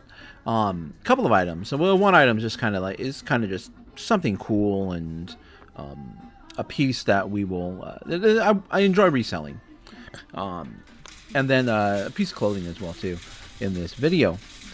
But we are in the new year. We're completing the first week here in the new year. Let me know down below how your sales are going. Things are really rocking and rolling this year. We ended the year pretty strong. I was, I've said it before, I was sick during December. It really, hurt not only my video output, I couldn't do some recaps into videos, but also, trying to get out to source. I already have plenty of stuff, so I really didn't need to get out and source. But, if you're not listening, if you're not active on eBay, it does tend to hurt your sales. And sure enough, for some of December, we were going low, we were on vacation, we were sick, all that stuff. And right after Christmas, boom, we started listing, got back into the habit, listing. And so far, great sales at the end of December and continuing to the new year here. So, Let me know how your guys' sales are doing. How your sourcing's going. Sourcing's looking okay, not bad actually at Goodwill's. You know, we had some great scores with some Lego sets earlier, and a couple of great scores here. I mean, this is Goodwill. Typically, yeah, you can see it's jam packed full of stuff. Everybody, I mean, there is, you know, I see some Goodwills that people post, and it looks sparse. I don't know how people make it at those Goodwills. You really got to be on your game. But here, I mean, everything is just jam-packed. It's just the biggest obstacle are pricing. You know, there's some great stuff here in this glass case. But as far as the pricing of the items go, once they're in the glass case, you're already looking to pay up over $10 per some of these items. That Lego set there, you know, would be a good pickup. You know, if it was around the $5-7 range, but they're going to have it priced up. Yeti's a great brand to look out for. Look out for Yeti. The cups are okay. The coolers are really, really what you want to look out for. I'm going to get that cup for myself just because I like it. It looks cool. I like the red, too. But Yeti coolers. I mean, we found a Yeti cooler bag. Usually you don't. They're usually priced up. People know what they got at flea markets. But we found one at Goodwill, and we picked it up for, it was crazy, like $8. And we resold it for, I think it was close to about $2.50. It was in almost new condition. It had like a discoloration, like, you know, it got brushed up against something really abruptly, and that was all that was wrong with it. So look out for Yeti. Yeti is a great brand of cooler to look out for. I mean, if you find the cups and everything, you know, at a relatively good price, and relatively good price means around $5 or less, that should be pretty well, especially if they're brand new. Bins, they are stacking the bins, and they do, you know, it's pretty late here, as you can see outside. But these Goodwills do stock the shelves throughout the day. So just because you didn't get there, you know, right when the doors open, doesn't mean that you missed out on everything, because they are continuing to fill the shelves. Like, check this out. This is, I thought this was just a regular, like a, it looks small to me, but it was radiator, and you know, immediately think car radiators. You know, not really. You know, car radiators aren't really that great. I mean, you can find them pretty cheaply. You know, at least in our area, you can find them pretty cheaply around here. But this was more for like a performance piece, and it is a radiator, but it's a radiator for a transmission. So, and it's a performance piece, so that should go for right around like $80 to $100. So we'll definitely recap everything at the end, because I just got a few items, so we'll recap it pretty easily. I'm not even going to do the picture-in-picture. I'm just going to do it in front of the camera, or show the items in front of the camera. Here's their metal section at this one, which I'll tell you what, I've never found a single great metal item. Well, I should take that back. I have found silverware here that does really well. That did really well. Definitely don't pass up silverware.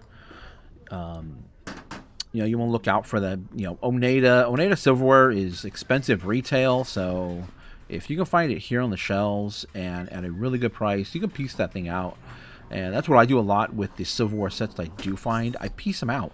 I will take the forks, the spoons, the, you know, tablespoons, teaspoons, serving spoons, or the knife, the dinner knives, or what we call at our house butter knives, which are the ones that really aren't sharp at all. Those ones don't do very well at all, and it's really hard to tell because a lot of the dinner knives, for some reason, in sets just aren't marked, so it's hard to tell what they are, what sets they come from.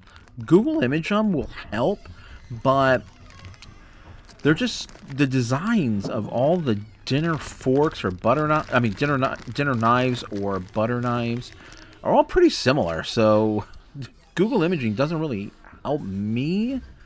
So they have to be, you know, in a set with other knives from the same brand. I mean, in the set with other silverware with the same brand, because forks, spoons tend to be branded usually. So look out for, don't pass up, you know, silverware. You know, definitely give it a second look. Look it up, see what they're going for, and there's good profit in it, especially if you break it up. I mean, you could sell the whole thing altogether, yeah. But breaking it up is where I've had the most success. And we're looking at this is the combo electronics appliance area here in this Goodwill. This is a small Goodwill, and it is, you know, it could get really, really packed full of stuff. I think let's take a look at this oyster. It's kind of, it's not vintage, but I think it's more vintage style, retro style, I should say. But it's just a base, not very exciting to me. There was I think it was $11, and there was profit to be made on it. But you know, if I'm just not excited about it, what's the point, in my opinion? You know, yeah, we can make, you know, money. Making money's fun, but I gotta be excited to list that thing, and that, to me, that's just a dull appliance. Which is why you don't see me picking up many appliances, because I just don't like it. I really don't like it. Because they're big, they're heavy, you gotta clean them, you gotta test them. They usually have a bunch of moving, you know, a bunch of pieces that go to them. I have a juicer that I got, a Bonavita juicer, I believe the brand is, which resells really well. And I got it for less than $10, if I remember correctly. I think it was priced like, really, I was shocked when I saw the price. I think it was like $6.59. Goodwill's in my area always had that 9 cents at the end, so it's always $6.59. Or I always round whenever I shoot prices out. Sometimes I'll round the price out, but it got it for like 6 something, and it's still sitting. It's literally sitting on the stairs in my house. It's been sitting there for well over a month because they gotta clean it too. They put the packaging tape on there, and it's stainless steel. Packaging tape, stainless steel. Ugh. Nightmare. Even with Goo Gone and all the tricks and all that, still a nightmare. Here's our miscellaneous pottery, and I actually got a great pottery piece. Once it sells, I'm gonna definitely throw it up in a short. It's the name is, to look out for. I've never seen it before, but it was what tipped me off, or what tipped us off, is a great piece. Let's see, just well made piece, and I've listed for $300 at the moment. It does have a chip though. That's the problem. It is. They'll tell you right now. Here we go. David Stewart pottery. Look out for it. And I've never seen it before.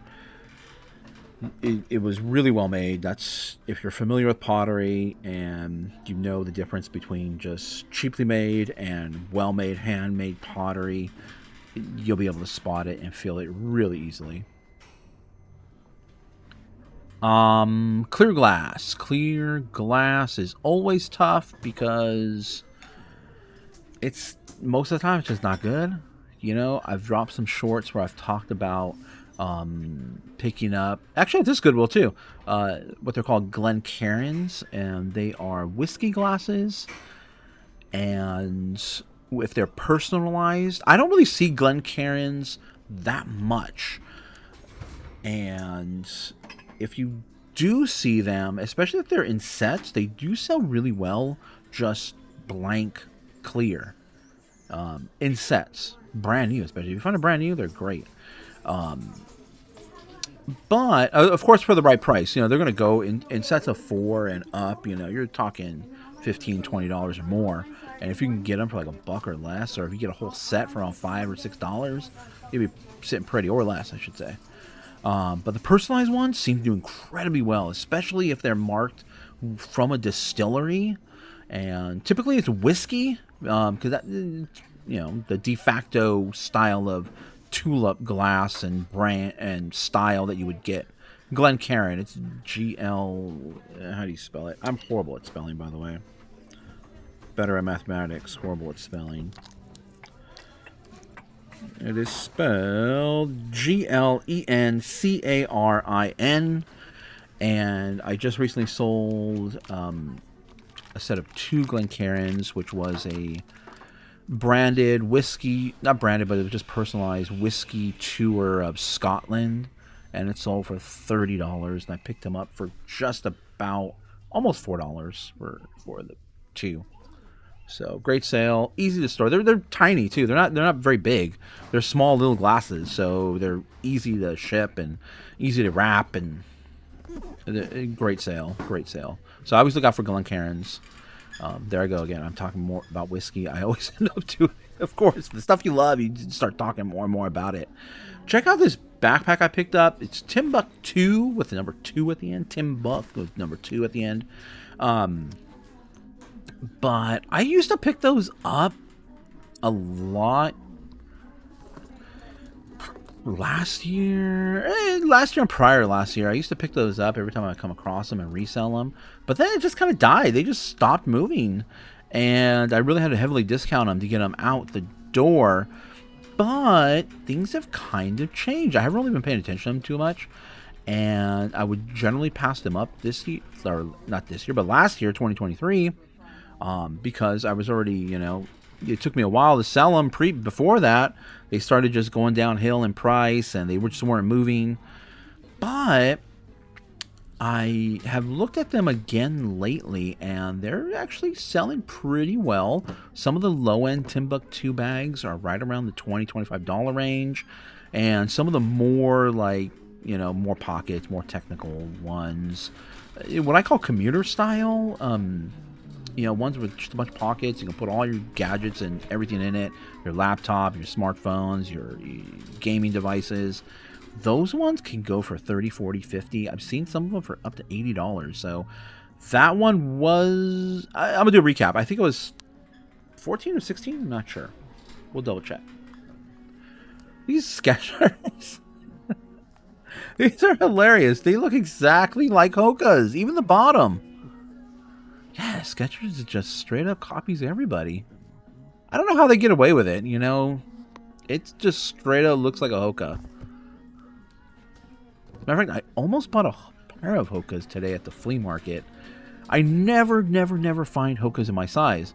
And I really don't want to break down and buy them at the store. I really would like to find them somewhere, like at a flea market or a Goodwill in decent condition. But I almost broke down and bought a pair that was a size 11D, but it was like half yellow, half pink, and then white, and I was like, not really my color palette, so skipped. Check out this milk glass. Oh man, it is chipped, major chipping and repair work, and it was $44. Holy cow! $44 for that chipped. I forgot what that was, what the name of that glass was. I think it was Washington glass or something, Mount Washington, something to that effect. But really cool piece. If it was in great condition, it would probably resell for around that $44 to $50-ish dollars. But it was cracked and repaired, so more like no dollars. Maybe the stopper could have been worth something because, people always losing stoppers. But a nice piece, a nice milk glass piece, and probably one of the few that actually go for good money. Milk glass gets a lot of attention. You'll get a lot of views on milk glass, but it just doesn't sell that well. This little bear, that's Fenton glass, actually. It's Fenton, what do you call it? Birthday color, birthday stone, like, your stone of the month, color. That's pink, which I don't know what pink stands for, which month that stands for, but I'll have to look it up. And but it was like $3 and something cents, 69 cents, I believe. So not bad. Definitely something to look out for. It will sell. I've sold them before. You just gotta make sure there's nothing tripping, like especially around the ears and around the toes. That's typically where I will get tripped up at. Clothing, shocking. I'm going through clothes. Oh God, there was nothing around there. Nothing else. So I'm like, I was actually looking for the jerseys. I always forget where they put the jerseys here, but I end up in sweaters. And so we'll find a piece, a brand to look out for. This Kappa. You know, like the two women sitting back to back. Definitely a brand to look out for. I think that was $9, so keep your eye out for it. We'll do a little recap at the end. I just gotta double check. I forgot what the comps looked like on that. It's got like that velour feel to it, so looked like there might have been some matching pants that go with it, but I didn't see any. I did find the jersey section, and there was really nothing exciting at all. So either way, we're gonna wrap it up here in the sweaters, and we'll jump over the recap. Okay, everybody, welcome to the recap. So usually I do the little picture-in-picture screen over here, or I've been starting to do that, I should say. You will see more of it in the upcoming videos. But I'm just going to show you guys. I didn't get that many things, so I have everything right here. This one right here, it has someone's address on it, but this it was $10.49, but this is what it is. It's a radiator, so a cooling system. And it was 10. Let me see if I can just cover this. I can show you the little tag right there. So just cover. Yeah, I pretty much covered it all. So $10.49 is what it cost me. And I saw, there was high performance. I was like, all right, let me look it up really quick. And it looked kind of small to me, although it does say on the front here, engine, transmission, power steering, fuel, and differential. But when I looked it up, it said transmission. So. And the way it should go for around $80 is what it should sell for, hopefully. So that's pretty good profit there on this one little item. And it's easy to ship. Probably just I have large bubble mailers that this will probably fit into, and it's pretty. It's got the original packaging and everything. This will be an easy shipper, hopefully easy profit too. But yeah, I'm not a big car person. I mean, I do know that, radiator, it removes heat from one area using water or coolant. It goes through the radiator, and, there's usually a fan or something, or just forced air through the radiator to cool everything down. I use radiators in my computers to cool the hot components, primarily the CPU or the processing unit. So same concept, but high performance. It's Derale, D-E-R-A-L-E. Look out for it. It's a Bolo. First time I've ever come across it. I usually don't pick up computer parts, like I was saying. I'm not really a car person, so. And plus, you don't really. This here doesn't really need any testing or anything, because it's just a radiator and the tubing. So, and it was all brand new. So, if it's brand new, like I said, when I talk about computer components. As far as buying them individually, they'll be kind of tough unless you really know what you're doing and how to test them. But if you're buying brand new, it's brand new. And hey, if you get a return for a brand new item, you can't really help that because it was completely sealed in the package. But if you are going to buy and sell computer parts and you really don't know what you're doing, look for brand new stuff, because then you don't have to test it. Okay, a backpack. I got the backpack. Now, like I was saying in the video, Timbuktu was something I used to pick up, then stopped because they stopped selling. I stopped making money on it, and so I stopped buying them. But I started looking them up again. I saw a video, or a friend of mine, reseller in the area, told me about them. But looked into them again, and the lowest comps I was finding right around $20, $25. And some higher ones were $80 to $120. This is a pretty good one. It's nice. Got a bunch of pockets. It's got like a somewhat hard shell. I mean, it has padding back here, but a somewhat hard shell back here for a laptop. And it's got plenty of pockets in here. It's really great backpack. I think this should probably go for around higher, like $60, $70. It doesn't necessarily have a model name on it. I couldn't really find a model on it at all. But what was the price on it? Oh, $14.59 was what it cost. So $14.59, and hopefully we could turn that into a $50, $60, maybe $70 sale. It's really nice. It's large. Some of the larger ones on eBay were going for more towards that $80 range. So I'm hoping that this will be the same. So it's a really nice backpack. Check all your zippers. Make sure you check all your zippers. Check for holes, primarily on the bottom, because obviously that's where you're putting your backpack down on. Check the seams. Make sure things aren't getting ripped up here, especially right here on the, because a lot of people will tend to throw it on whatever, handedness someone is. They'll throw it on with one hand like that, so there may be more damage on one side than the other. But make sure you check everything out before you make your purchase. Trust me, I've done that before where I thought everything was good. I made my purchase, get it home, has a hole in it, or there's a tear right there. And obviously, depending on the brand, some brands, can be forgiven for such, for any tears or anything like that. So everything looked good. I checked everything out. So pretty good sale. And it's a backpack. You could throw this in a I don't know what kind of box I'm going to use. Probably a 14 box like this, and it's not going to break or anything like that. So pretty cool. And then we got the shirt or the sweater or the velour sweater thing. I thought maybe there would be pants associated with this, but I couldn't find any. So the brand, easily, recognizable with the two girls sitting back to back. And size medium is what we got on this one. And what was the price? $9.39. So this should go for right around $30 to $40 for this kind of crew neck sweater. I don't pick up too much clothes, but I know what to look out for. Some of the major stuff to look out for. But it's not my specialty or my forte. It's but I do know, I know enough to make, good decisions, I should say. And then I got the bear. This is a Fenton bear, pretty recognizable because they have the little crystal heart there, and glass bear. Okay, $3.89 is what I paid for that. Should be like $15. Now, I don't think I mentioned that earlier in the video. Some of my pet peeves, or just it's not, I don't know.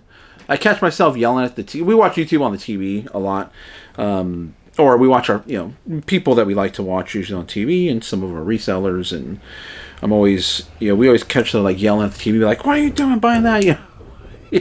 Just like they can hear us. I'm pretty sure some people are doing that to me too, or why are you passing that up or anything like that. Okay, really quickly on glass. So glass is not crystal. Okay. Crystal, it's totally different. It's totally different. Molecularly, it's totally different. Glass is, glass.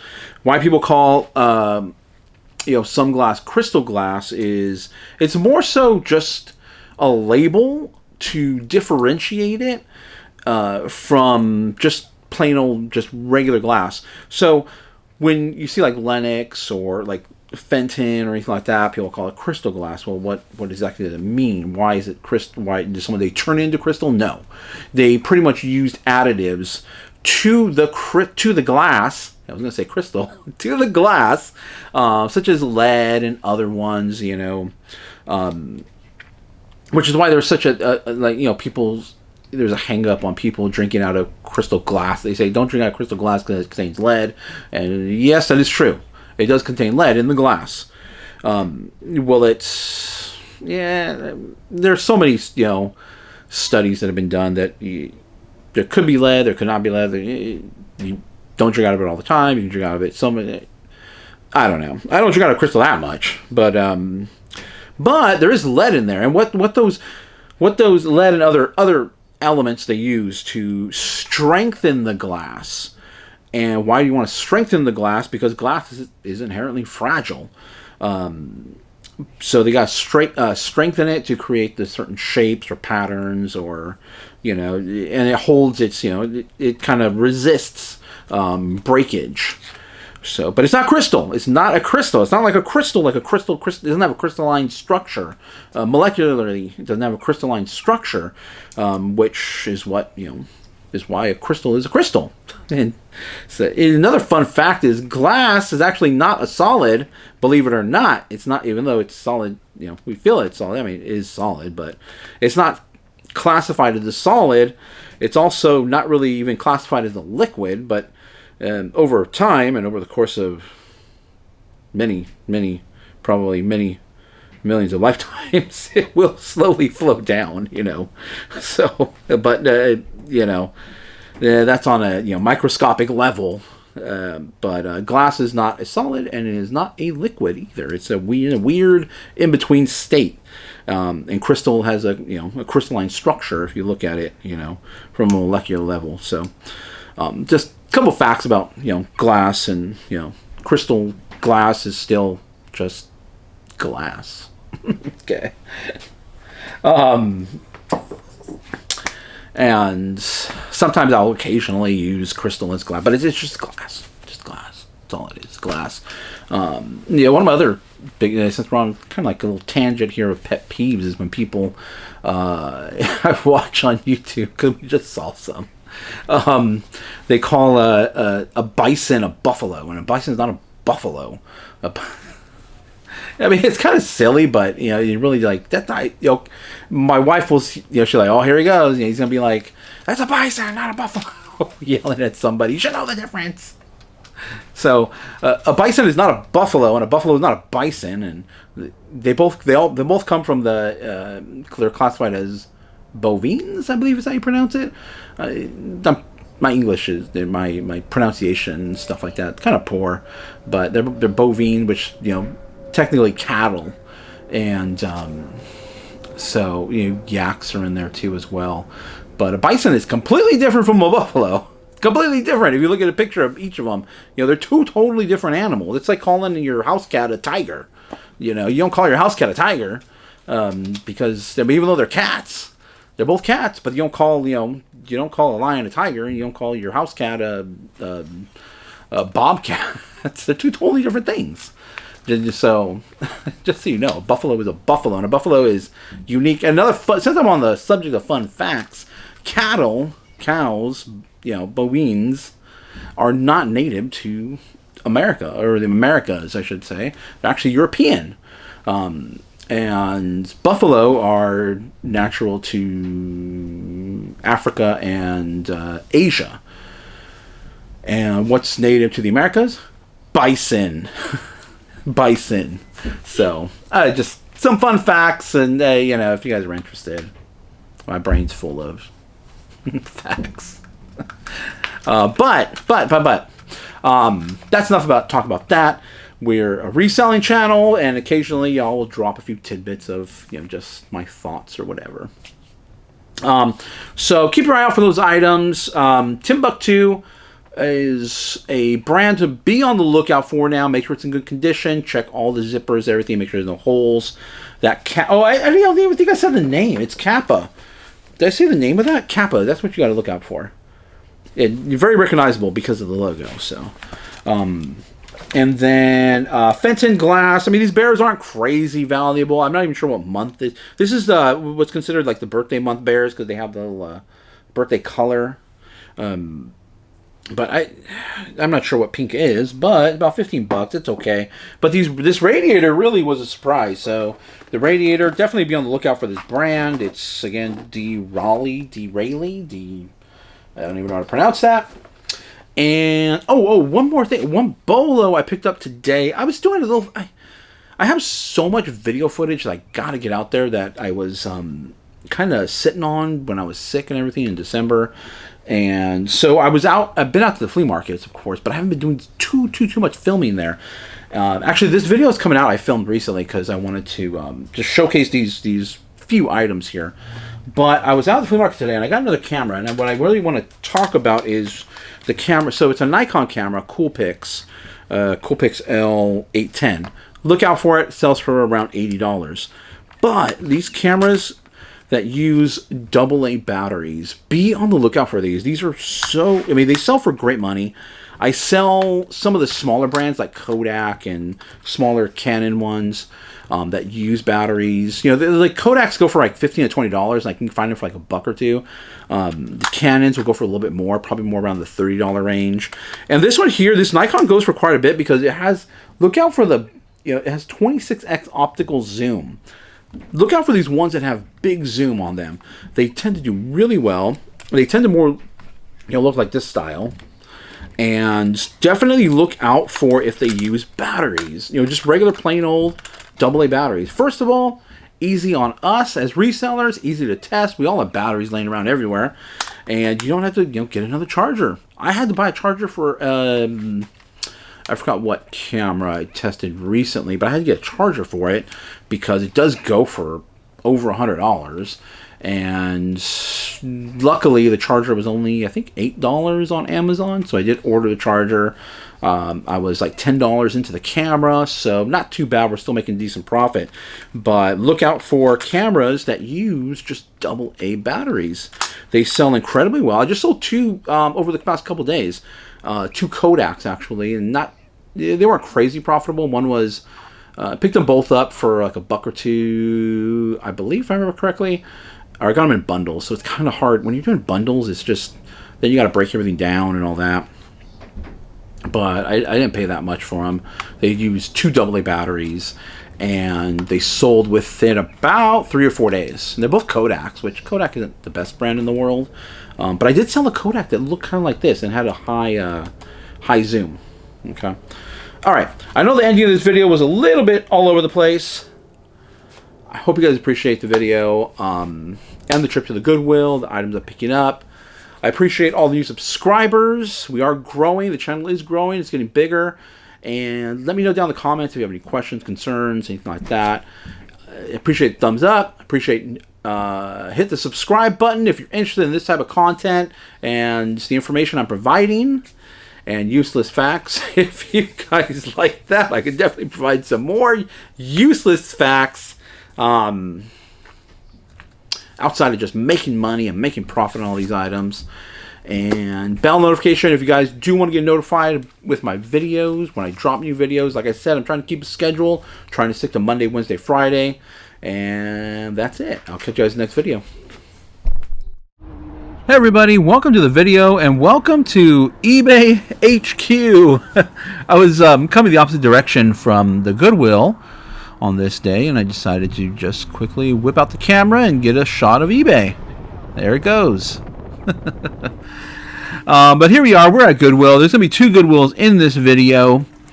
No recap at the end. I did shoot this video, and I was, had a bout of a cold, I'm assuming, for a couple weeks, and then obviously we were in the holidays, and we did a vacation, so I had to list those items. All those items got listed, so they're either sold or filed away right now.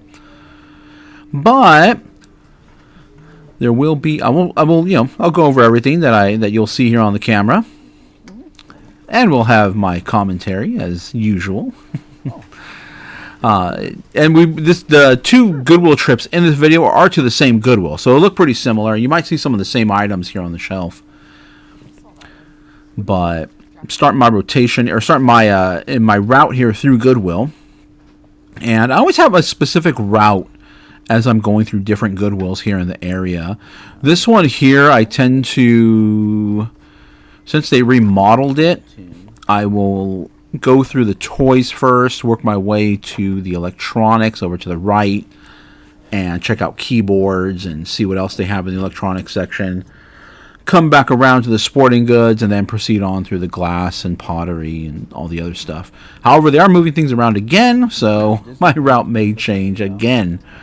But as you guys go to the, Goodwills, flea markets, you're going to kind of learn, or you may just gravitate towards certain sections that you enjoy or you like, or that you specialize in. And a lot of the stuff that maybe you specialize in, that I specialize in, I enjoy. So that's where I gravitate towards first, and then fan my way out to other areas that I do have knowledge in, and try to make some profit, try to make some money on eBay. eBay or Poshmark, because we do sell on Poshmark as well too. I thought about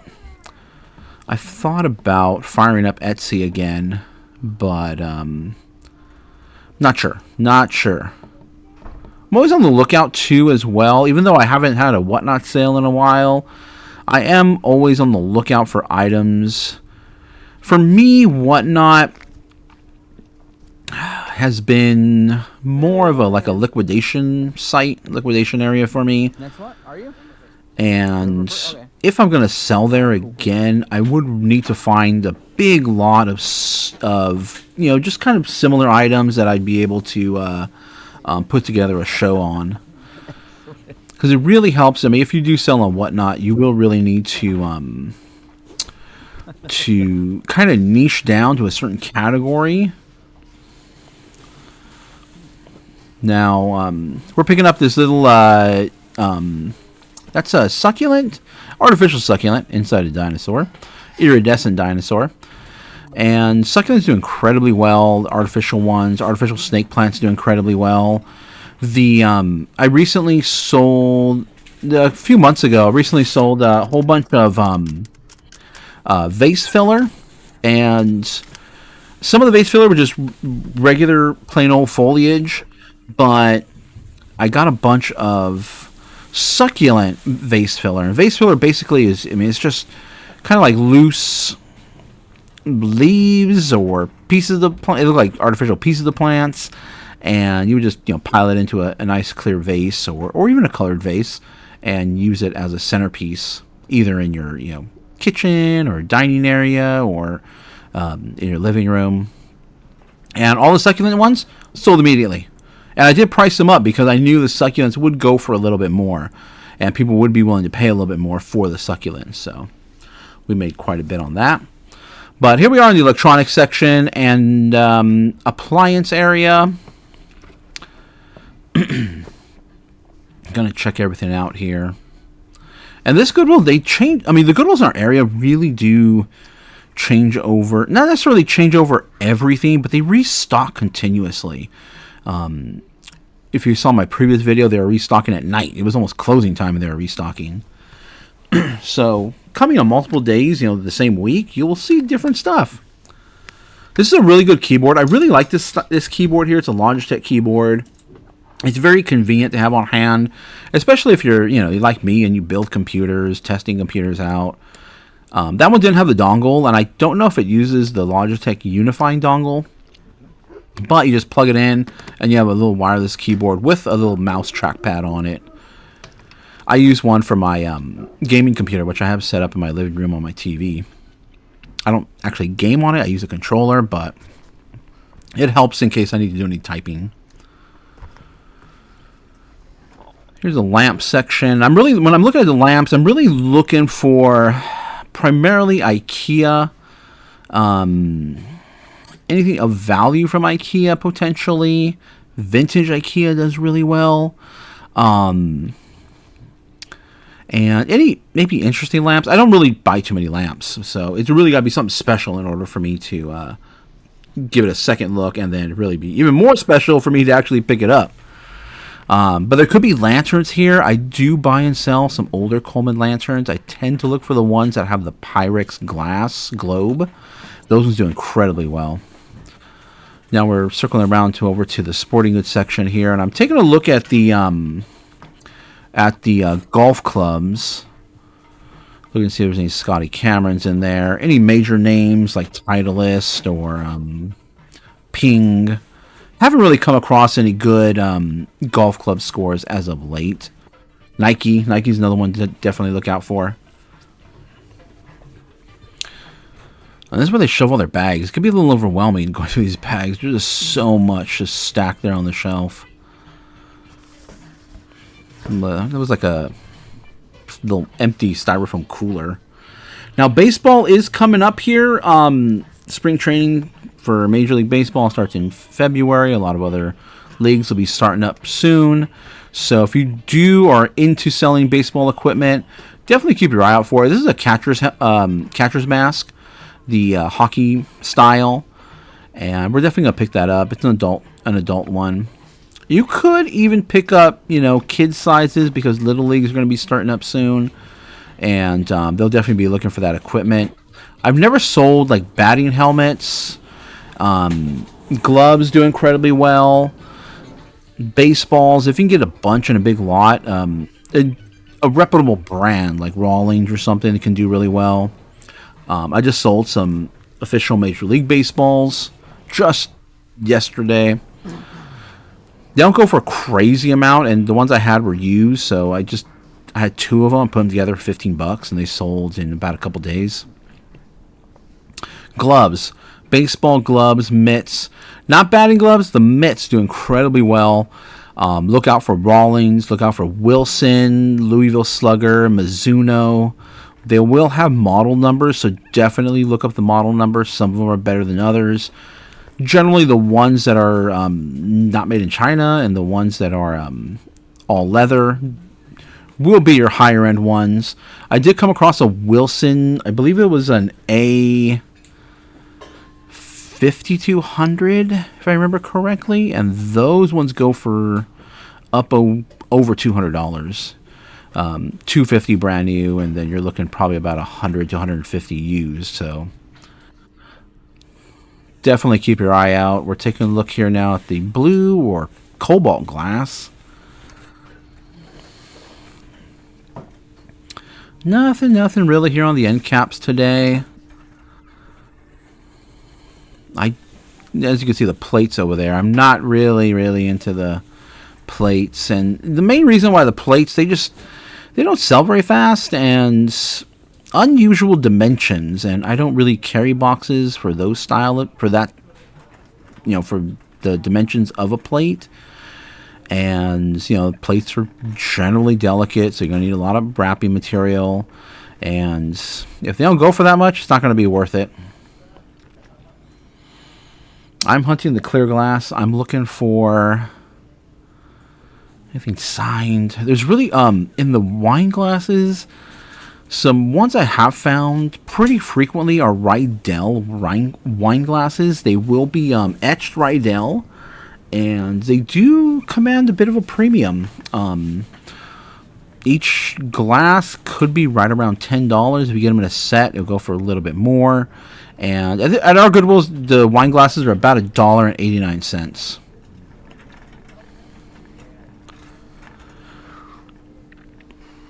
But I'm always on the lookout for decanters. I do collect decanters, so I'm always on the lookout for some cool decanters. I actually got a really cool one this past weekend.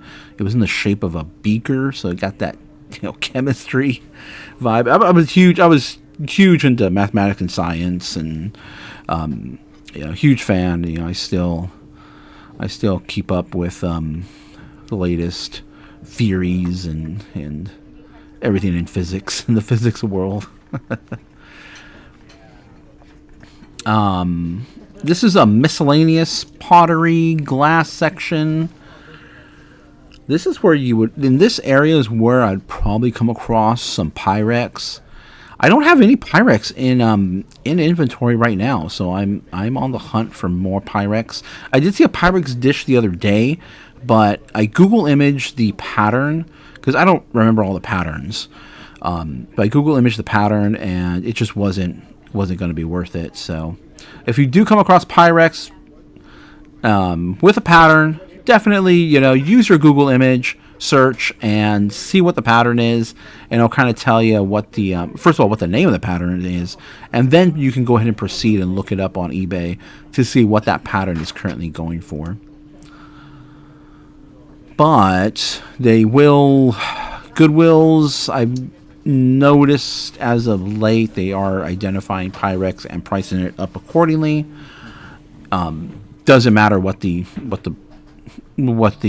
pattern is to them. It's just Pyrex, and that's it. Price $20 for a mixing bowl. But occasionally you will catch them from time to time where they'll be under, really got to be under $10 in my opinion for most Pyrex. Some will command a bit of a premium. Well, vintage style foam. That wasn't a vintage phone. A vintage style, vintage inspired, whatever you wish to call it. A little panda bear mug. I think the head of the panda bear was actually the handle. That was kind of interesting. But that little sculpture thing, I'm gonna put it back. I'm not buying that little sculpture. And purses, I'm being very picky on purses. It's really got to be a good brand, a good price, because I haven't been selling too many of them. Hopefully with spring approaching, purses will start to sell more. But I'm slowing down my purchasing of purses. Wallets, I'm always okay buying wallets if it's a good price. This one right here, this is a Dooney and Burke, and I think it was only $8.59. So, and this was an Anthropology brand. Really nice. It was a real nice soft, like, it was a vegan leather, and most Anthropology are vegan leather. And that was a real nice little tiny satchel style. And the Dooney and Burke, for the price, you can't beat it. I mean, I had to pick it up for $8 and something cents. But we're going to head back to the front. I'm going to check out the glass and just make a pass through over here. And then we're going to cut over to the next Goodwill.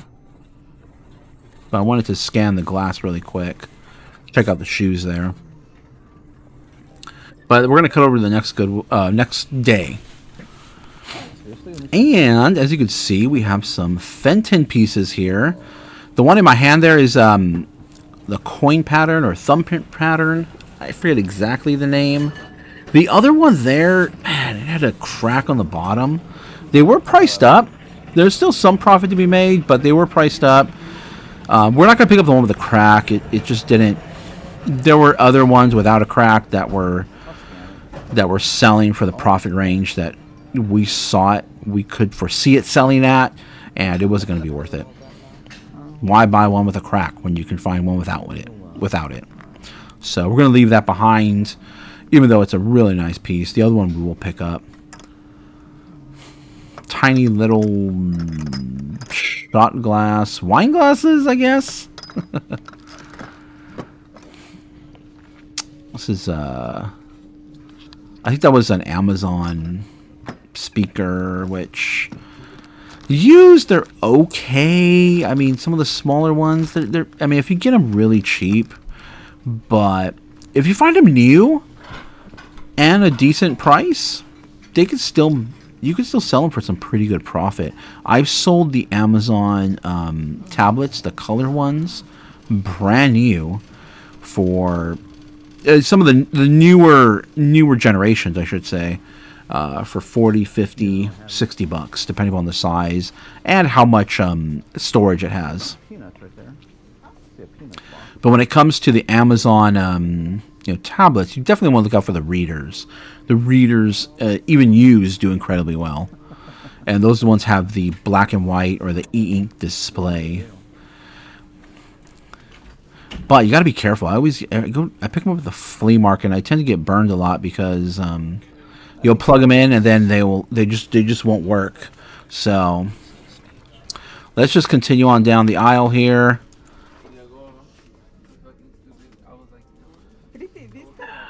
And these aisles, sometimes I feel like I'm missing stuff because these shelves are just so packed, and once if I start digging through them, they're gonna start falling on me. I mean, I've done it before. I've gone back there and started digging around, and one thing falls, and all of a sudden something else falls, and then you just have a cascade of items just hitting the floor, and then you're having to clean things up, and that's kind of annoying. Got some keyboards here. These are some Apple keyboards, but these smaller Apple keyboards, you really got to get them for like $1 or $2. You can't pay really any more than that. They don't go for a crazy amount. But this gaming keyboard, on the other hand, Logitech, I'm going to check to see if it has a dongle. Again, some of these keyboards, they don't necessarily need to have a dongle, but if you're going to resell it, I would recommend making sure they have a dongle. It'll make it sell quicker.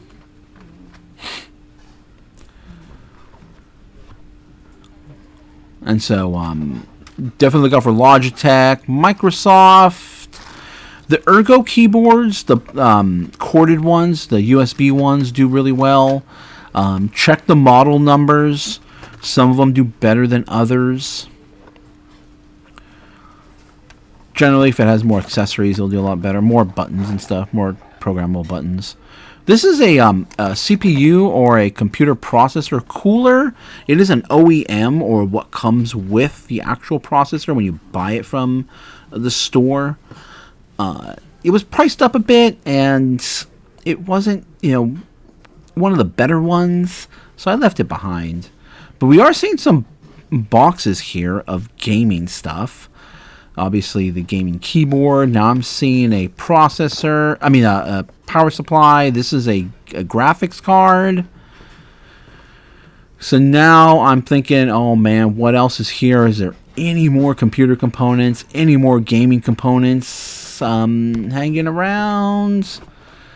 The problem is, when you open the box, the odds of what was on the box actually being in there, very poor.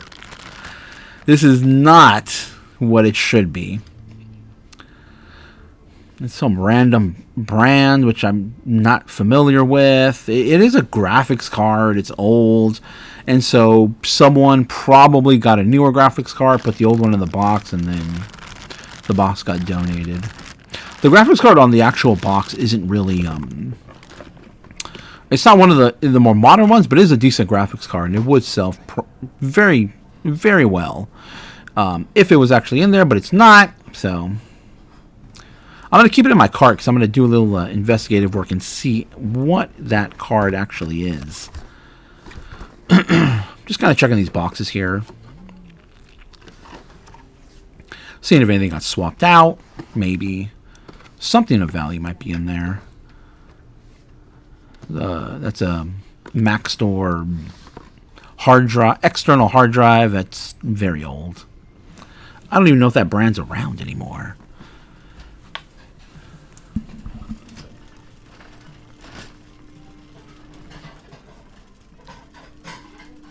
But here's some appliances, and sometimes they sneak some little electronics over here in this section that I want to definitely take a look at.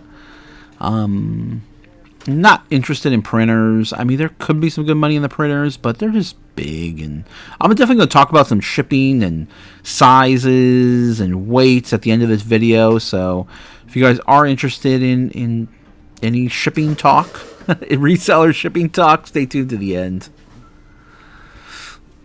Miscellaneous little speakers. That's for again, this mouse, for an Apple mouse, for $1 or $2, that would be a good pickup.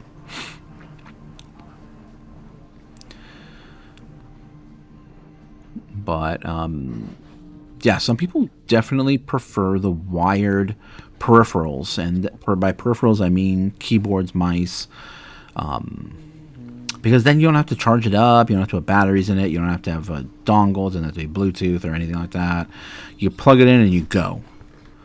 And a lot of gamers, if you're in the competitive world of gaming, generally all your peripherals will be connected, because wireless has gotten to the point where it really does it does incredibly well, and as far as the lag time, it's barely noticeable nowadays, if at all noticeable.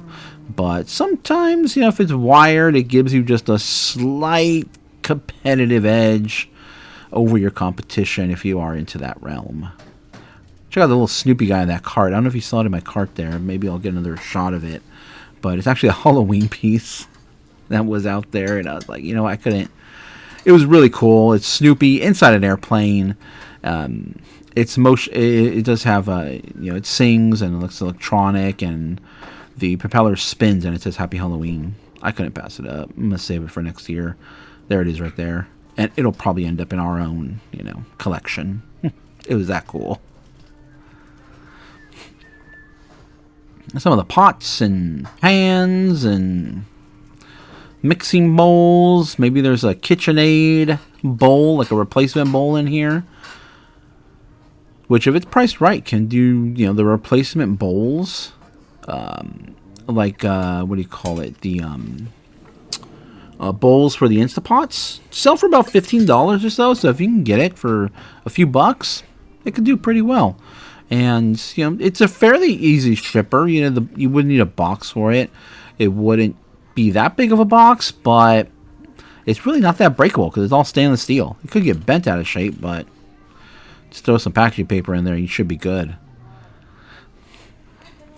I'm gonna scope out the mugs. I haven't found any mugs that I collect, any Deneen mugs. Those are the ones I collect, preferably from a location. Haven't been seeing them around. I haven't been seeing any glassy babies. I was just talking to my wife. We have not seen some of those items that we were used to picking up and finding in our area. It's been on a drought for several months. No Deneen mugs and no glassy babies. Votive holders, candle holders. I don't know if Goodwill is picking them out and finding them and putting them online themselves, or they're definitely not at the Goodwill boutique, because we have a boutique here we scoped out, and there's really nothing good in the glass section at the boutique. Little teacup. I don't deal in teacups, really. Not really too much value there. I mean, there's some names to look out for, but most of the time, it's not worth your time. Ray Dunn. I definitely don't really pick up too much Ray Dunn. But these vintage light fixture glass covers, those can do pretty well. I had to Google image those because there was no identifying markings on them at all. So I Google imaged them, then I was able to look them up, and they should go for around somewhere between $40 to $60 for these guys.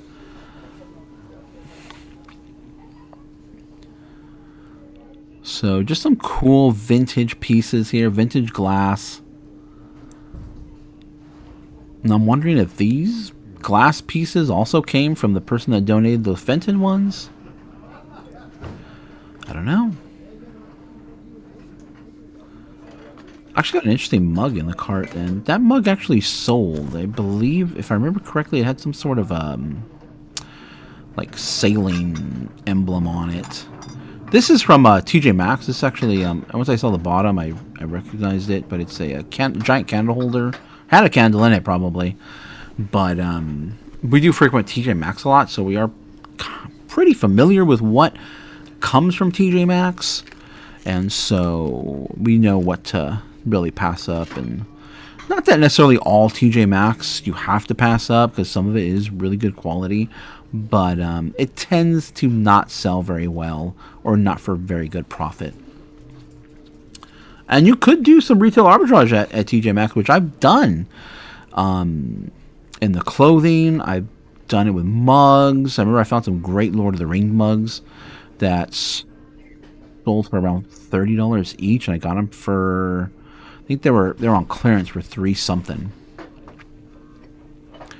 Then I found some Project Rock Under Armour gear, sweaters, and t-shirts. Sweaters do better than the t-shirts, so I was able to pick those up at a good price, and I was able to flip them on eBay for profit, which is great. But I really don't do too much retail arbitrage. It's a totally different skill.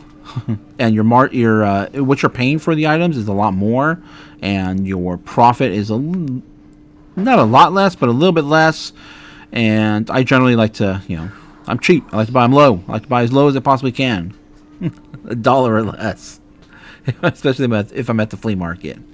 The Goodwill, I can't get away with that. More Christmas. Christmas is over by the time this video comes out. This video will be out in the new year. There's a bin full of stuff there, which I did glance at, and it really wasn't worth it. I mean, there could have been stuff hiding on the bottom, but from what I saw on top, really wasn't worth my time. But that's everything that we're going to take here, and we'll see you guys at the end of the video. Hey everyone, welcome to the end of the video. Like I said earlier, no recap here. All those items are filed away or they've been sold. So name of the game is list, especially, when I wasn't really feeling too good. Wasn't really feeling, like making the videos because I was either not feeling good or we were on vacation. So I got a list, still got a list every single day. That's what we do around here. But it's not a hard, I've gone days where I haven't listed, and sales have been fine. I've gone several days without listing, and you will start to notice a drop-off in sales. if your store isn't active. So the name of the game is keeping your store active, keeping fresh inventory in your store really helps keep things moving.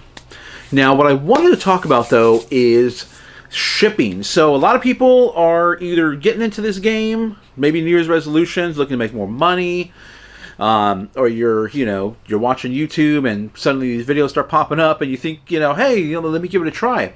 So besides some of the harder, I'm going to discuss shipping, which I think is one of the hardest parts of this gig and what I hear a lot of people talking about. And I watch a lot of people's lives, and some of the most questions, or a lot of questions, are about shipping. And besides, I should say, finding items that are profitable, getting your items safely to your customers. Now, I have a shipping channel down below. I haven't posted there recently, but there are several videos where I've just boxed items up. I've used bubble wrap. I use packaging paper, and of course boxes and or polymailers. Most of the items I get will fit into polymailers. Now, these are a few of the polymailers that I use. First of all, we have this jumbo one here. I forget the exact measurements, but this size, I think it's 12 inches by 16 inches or 18 inches. It's pretty big. And I use this quite frequently, actually, for items that are brand new, boxed up, and can survive a trip in one of these. Obviously, if it's a larger glass item, you're not going to be able to put it in one of these because, you probably could bubble wrap it enough to make it safely. Generally, you would want to use a box. But most of the stuff I use will go in one of these. But the more common one I use are... excuse me, these. Then I have a smaller one too, one that's kind of like, it's like a 4x6, because I do send out a lot of Lego minifigures, a lot of pins and stuff like that will go in those littler sizes. I do have smaller sizes, but what I found with the littler you go, the more likelihood of it getting lost in the mail, it not getting scanned in. So I've had success with something like this size. It's 4x6 is what it is. And these are bubble. So these ones here have bubble on the inside. So you get a little bit of extra packaging, padding. Use this for a lot of like mice and stuff like that. Kind of like stuff like this right here. I have this is a vintage computer mouse, rolling mouse here. And this would be something I would wrap it in bubble wrap still. Probably about a couple layers of bubble wrap, and then I would throw it into one of those bubble mailers. Now, for clothing or items that are not necessarily breakable, plush will go in something like this. And this is just a poly mailer. This is a new one I ordered. I'm not really liking I don't know. I'm not really liking it, but it was cheap. So I said, I might as well give it a try. This is Amazon. These other ones here I order from Uline. So I do order a lot from Uline. Uline can be a little pricey, but it's so convenient. It gets dropped off the next day. You order it before 11 o'clock. It'll be here the next day for you, ready to go. But still, these things are well under $1. I think I have all these priced out. I think it's like 38 cents per each one. And the more you order, the better deal you get. So those are primarily what I use to ship most of my stuff out. Because I like the mouse. Even some glassware will be fine in there. Something like this. This is just a small paperweight. It's a small puck. With enough bubble wrap, you should be fine. Like 3 or 4 layers of bubble wrap on that. And you'll be perfectly fine sending this in a bubble mailer like that. Something bigger, like a mug, obviously. You run the risk, because mugs have handles. You'll run the risk of potentially breaking it, something like this. So you'll need a box. And it's up to you what kind of deals you can find as far as the box size. I have 6x6x6 boxes that these fit perfectly in with and it gives enough room for padding as well too. Got to think of the padding in the box as well too. So you can't just get a box exactly to this size because it's going to be bouncing around in there, or once you wrap it up, it's not going to fit. So make sure you get a little bit bigger than the items get a box a little bit bigger than the items that you're actually shipping out. But as far as packaging material, there are different ways to acquire packaging material. And you can do the route of going on to Craigslist, Facebook, and just looking for people just giving it away, especially if you're just starting out. But the more advanced you get, the more items you have shipping out, the more time it will save you just by ordering it and having it delivered straight to your door. Now, I usually look on Amazon, I look on Uline, and I try to get the best deal possible. Uline does charge shipping, so make sure to take that into consideration when you are ordering from them. I used to get my bubble wrap from Uline, so you're going to need bubble wrap. You're going to need some sort of a packaging filler, be it packaging paper, or the pillow bags. I found the paper works the best as far as being able to conform it to different shapes and all that. The bubble wrap is okay, and I do use it. I'm sorry, not the bubble wrap. The bubble mail. These things right here. Let me grab one really quick.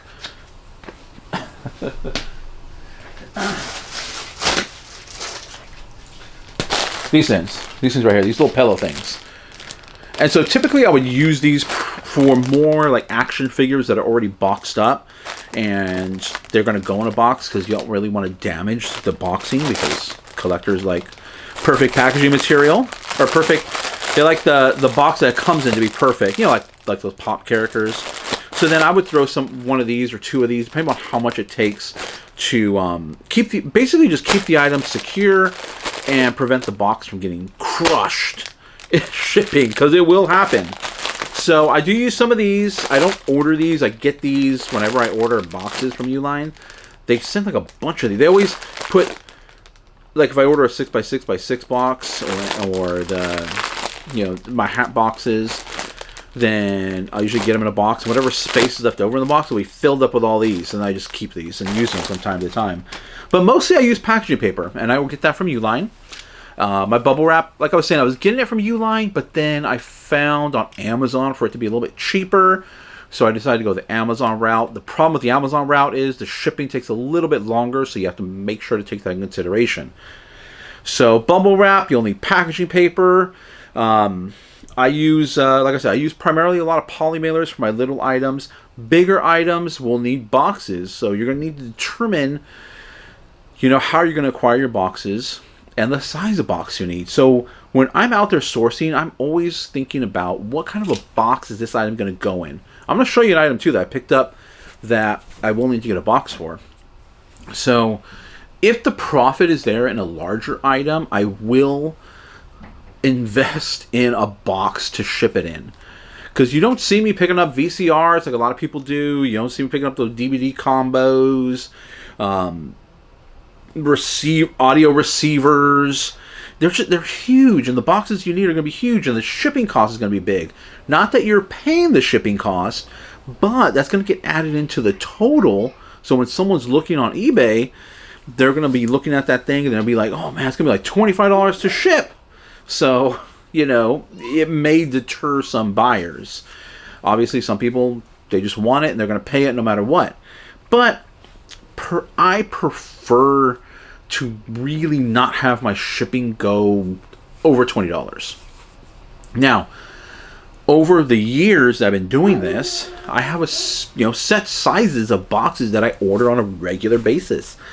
And that just comes from basically me out there sourcing, and I'm always sourcing kind of the same size shapes of items. Like I got baseballs. These baseballs, these go with poly mailers. So, this one here, because it has a case, it is signed. This will probably go in a box. So I always tend to buy items that fit into these certain sizes that I regularly order. And you will find that too. You will eventually, as you are out there sourcing, you're not going to go out there and just be, if you're a storage locker buyer, you have no idea what you're going to get. But if you're just a picker, and you're out there at the flea market, at Goodwill, you're going to gravitate towards things you like. basically, that's what happens. I gravitate towards things I like. Technology stuff, electronics, toys. There's glassware. I'm into a lot of stuff, and I collect all kinds of stuff. So, those are the stuff I gravitate to, and they all tend to be around the same size. And so, over the years, I've just been like, hey, this is the type of box I need, so I'm just going to order a bunch of this size of box. I'm going to use them anyway. I'm going to order a bunch of these polymailers, because that's the size I've been using all this time. So, hats. Hats are an interesting thing, because hats tend to... People get a little bent out of shape if their hat is bent out of shape. So, hats have to go in a box. I mean, there are some circumstances where a hat... would not go in a box, and I would put in a poly mailer, and that's if it's just a floppy hat. If it just has no structure to it at all, I would throw it in a poly mailer. But most hats out there have some sort of a structure that you want to maintain, so you're going to need a box size, and the boxes I use are 975. Now I could get a box a little bit smaller that would be a little bit cheaper to fit a hat, but the reason why I get 975 is because the box is versatile, and I can use it not just for hats, but I can use it for other items. And I've found over the years that size is useful not just for hats, but a lot of other items that I buy. And it's more cost effective for me to just purchase that one size, as opposed to having a separate size for a hat, a separate size for this, a separate size for that.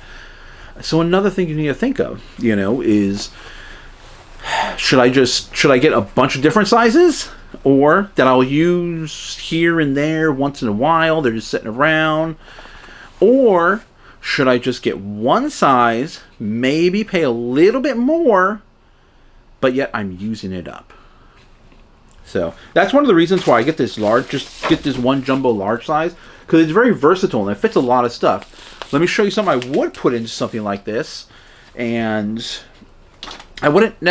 So I have put collectibles, like collectible figures in these things. And I just wrap them in bubble wrap a few times, and they get there safely. And the reason why I do that is because I've had boxes get completely crushed in shipping. Oh, I have one right here. This would be something I would send in a poly mailer. Just a little Lego set. It's not really a collectible Lego set. So I'm pretty sure you definitely want to try to get it there in the best shape possible. And what I found is wrapping this in bubble wrap about two times should be sufficient for something like this. Remember, this box also has a structure too, so you're kind of just, if anything lands on it, the box should kind of support it, and then you add some bubble wrap around it to really enhance that support.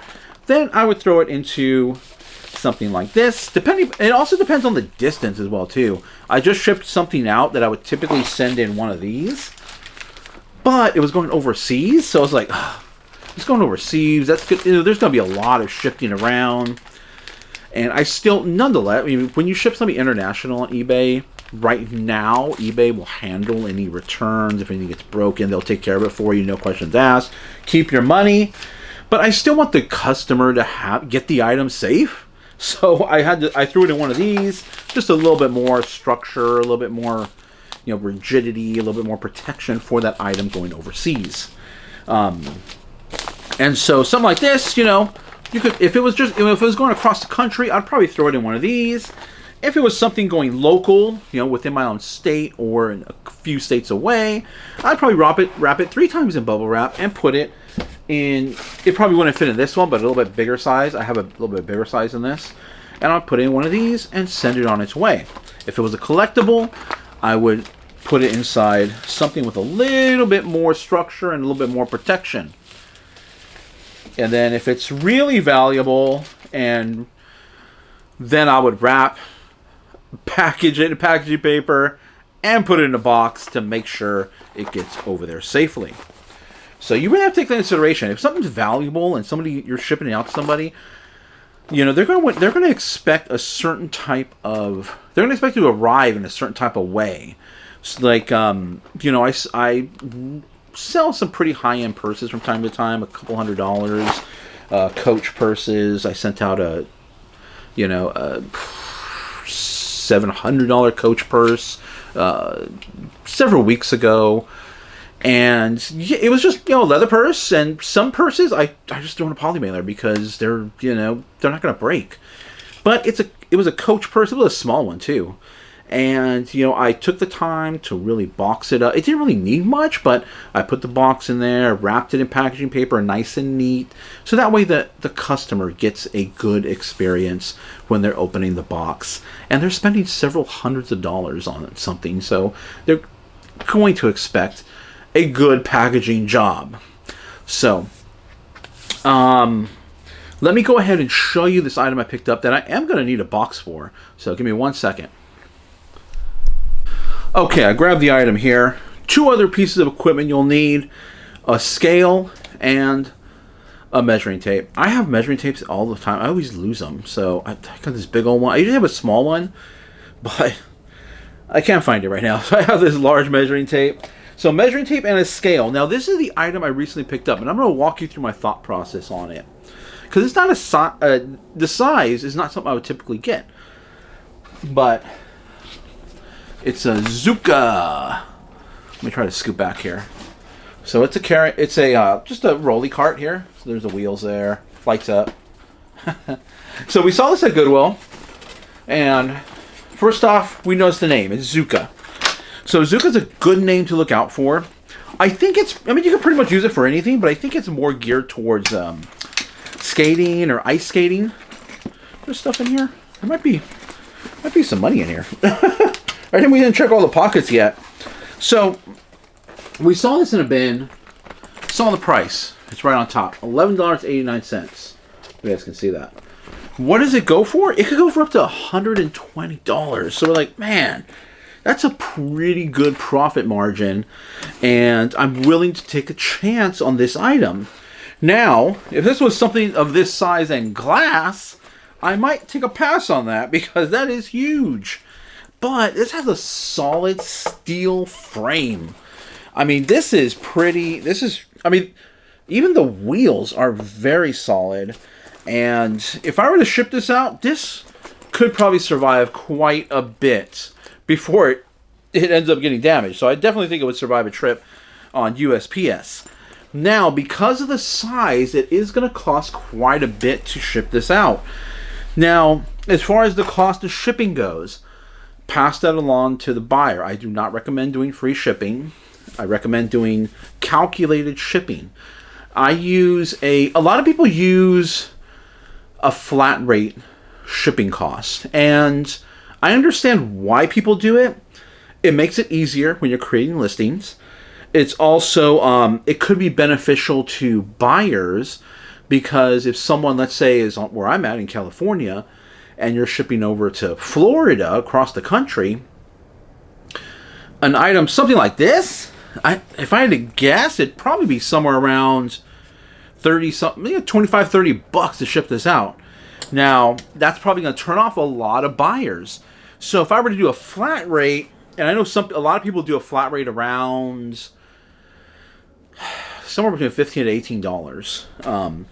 And they're willing to lose some money on shipping large items, but then they'll charge a higher flat rate for smaller items. So something like, this is just right here, but they would charge something like $6 or $7 to ship this out flat rate. Now, this is not going to cost $6 or $7. This is not going to cost me $6 or $7 to ship this out. It's going to cost me about, and the reason why I say it cost me is because when a buyer pays, they pay that shipping to you, and then you proceed to then buy the label. So something like this is going to cost like right around probably about $4 or so. It probably costs about $4 ground advantage shipping, which is the best rate is ground advantage. So it'd be right around $4 to ship that out, and that would probably be anywhere in the country. I'd be able to ship that out for about that, right around $4. And some people will charge a flat rate of, I think it's $6.50 is the maximum under 1 pound. So if it's under 1 pound, then the maximum that it could potentially cost you, shipping within the U.S., will be about $6.50. That's the maximum it'll cost you. So if they're charging a flat rate of $6.50, it's only going to cost us about $4. So you're making about a couple bucks on shipping, which is okay, and it does help to offset the cost of all your shipping supplies. And you should offset the cost of your shipping supplies. I tend to do that because I buy stuff so cheaply, so low, is that I tend to think of the shipping cost when I'm buying the item. It's already in my head, and I'm already adding it up as I'm purchasing these items. Now, my method of shipping, or the way I choose to ship, does leave a little bit of making money, a little bit of room to make money in the shipping, in the buying of the label. So I do what I call a flat weight. So if anything is under 5 ounces total, now that includes the shipping supply, that includes the bubble wrap, that includes any packaging paper, the bubble mailer. So if it's going to be under 5 pounds, I automatically just put a flat 10 ounces on the item.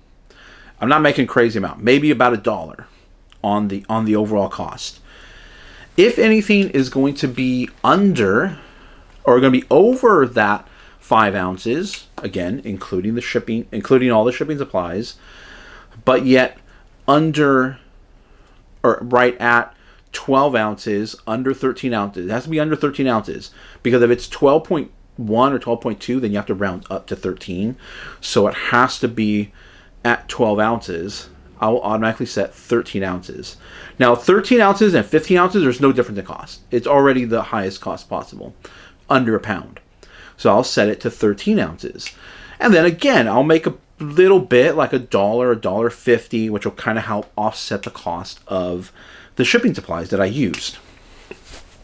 But again, I'm already as I'm buying items, I'm already thinking about how much it's going to cost to ship me, and that includes the bubble wrap, the packaging paper, the bubble wrap. For me, like 1 foot of bubble wrap is, I think it's about 6 cents. It cost me about 6 cents for 1 foot for me to wrap something in 1 foot of bubble wrap. Packaging paper is way less than that, so it's barely a blip on the cost. So I really don't take that into consideration. And it takes I buy big old bundles of bubble wrap. I buy big old bundles of bubble wrap, but I also buy a big box of packaging paper, so it lasts me quite a while. So I don't really even think about that. I think about the bubble wrap, and I think about the box and or the poly mailer that it's going to go in. So I do a flat rate. And then once you get over a pound, it gets a little bit easier, because every pound you have to, or every, so if you get to 1 pound, and once you go over that 1 pound, like 1 pound, 1 ounce, you automatically have to round it to 2 pounds. So that's going to be right around $9.88, no matter what. So if it's 1 pound, 8 ounces, $9.88. 1 pound, 15 ounces, $9.88. Again, remember, that includes the box and the packaging paper and the bubble wrap. So all that weight together. Then once you get over 2 pounds, if it's 2 pounds and 8 ounces, you have to round up to 3. And I think that's $11. I think it's around $11 or so. So it gets a little bit easier, because if your item is 1 pound, 1 ounce, then you have a whole 15 ounces to either just really pack it in really good or get a nice sturdy box. So it makes it a little bit easier as far as you're packing your item.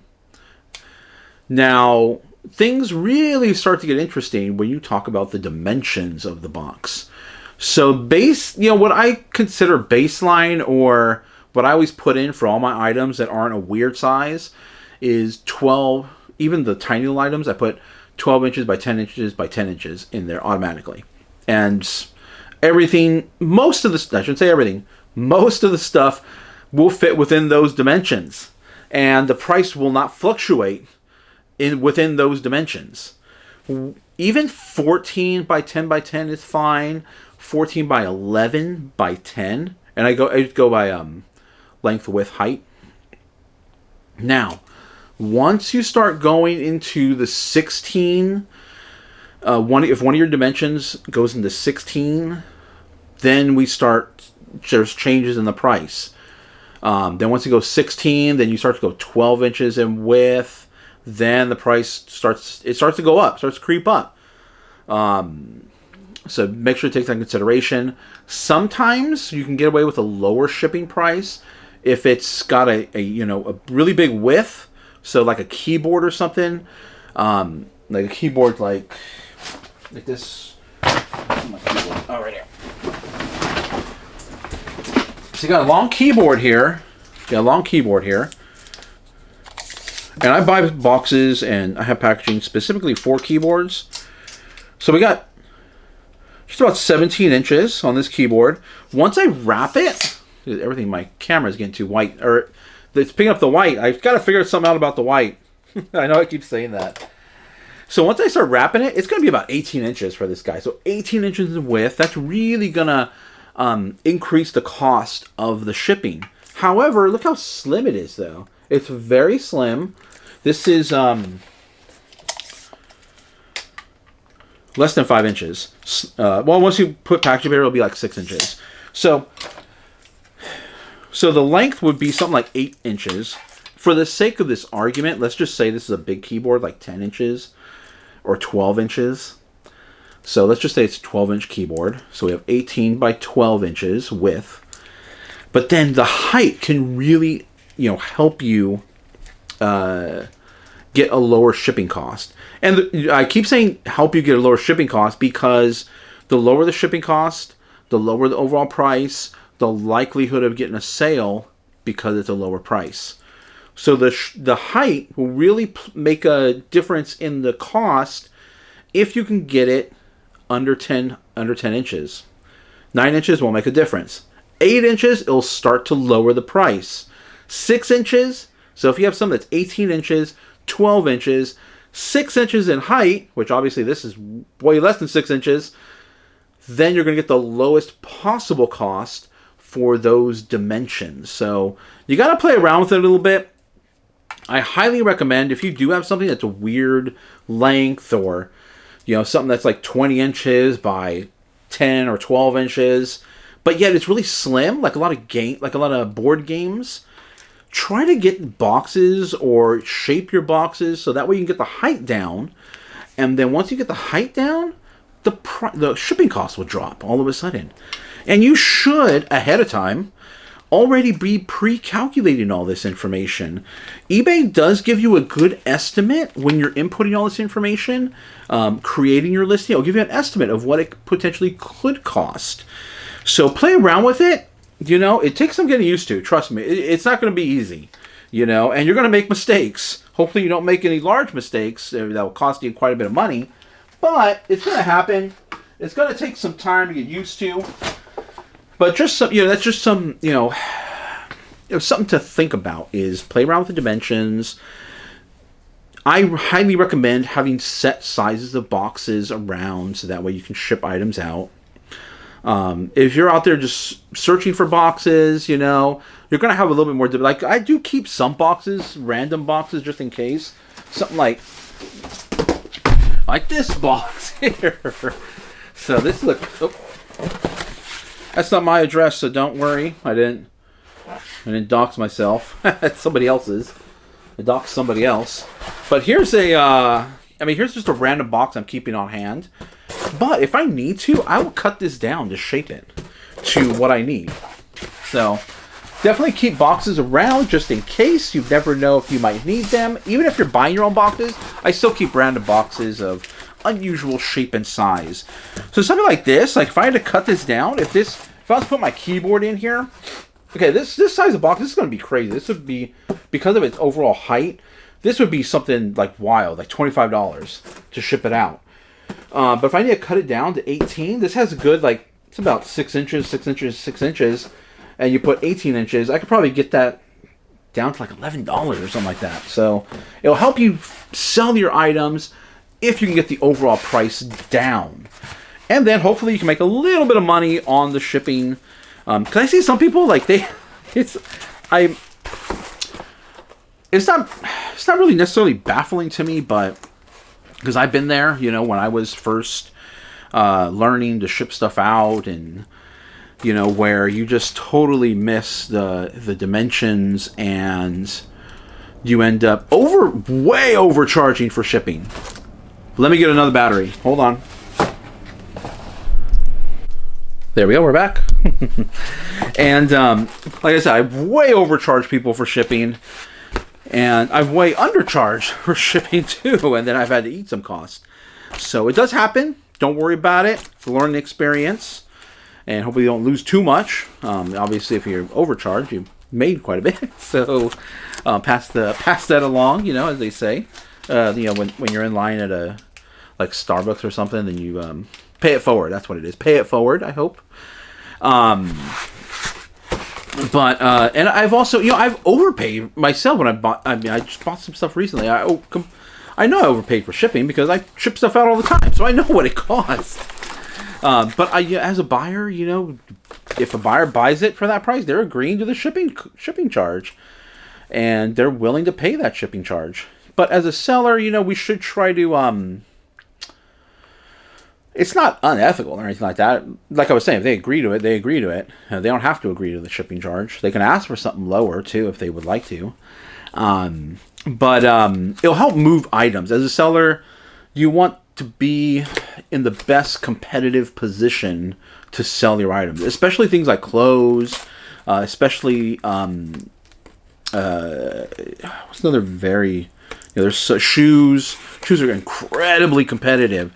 So if lowering your shipping cost can help you be competitive by lowering the overall cost of the item. Obviously, you're not going to beat a free shipping guy. That'd be person. That would be incredibly difficult. But most free shipping people, and you can get away with free shipping if, in my opinion, you build that shipping cost into the price of the item. So your item may appear a little bit more expensive, but the overall cost will be a lot less because, or could be a lot less because you're building that shipping into the cost of the item. Could be. Could not be as well, too, because you could be charging exactly what the shipping would cost. There's some, you know, psychological stuff that can play into that. I don't do that. Okay, but so this item here, excuse me, like I was saying, rolly cart, there's incredibly good profit in this item. So I actually have a box. I was looking around for a box. I actually have a box that would fit this. This would survive the shipping. The dimensions on this thing are, what do we got here? 80, oh wait, I'm looking at it upside down. It's actually not that tall. It's just a smidge over 18 inches. So 19 inches. The width. So this will cost quite a bit to ship out. Is just over 13. So we're looking at 14 inches there. And then we got the height, the width. No. You got the height, the width, and then the length would be. The length's actually just like right at 10. Well, the wheels will probably throw it off because the wheels kind of stick out a little bit. So we're probably looking at about 12 inches. So we have a fairly large item from a dimension standpoint. From a weight standpoint, it's actually not really even that heavy. This is probably about 4 to 5 pounds or so. So what I would do is I would get a box. You got to have a little bit of room for packaging material. This thing's pretty solid, so I don't think anything would happen to it. I personally would still wrap it. So you're going to look for a box that's at least 20 inches. So it's just over 18. So about 19, we'd round up to 19, and we'll go 20 inches on a as far as the height of the box. We're going to go 20 inches the height of the box. We got to take into account whatever packaging material we're going to put in there. As far as the width of the item, we are looking at, like I said, just over 12, 13 ounce, 13. You know what? It's actually a little bit bigger on the, that's kind of weird.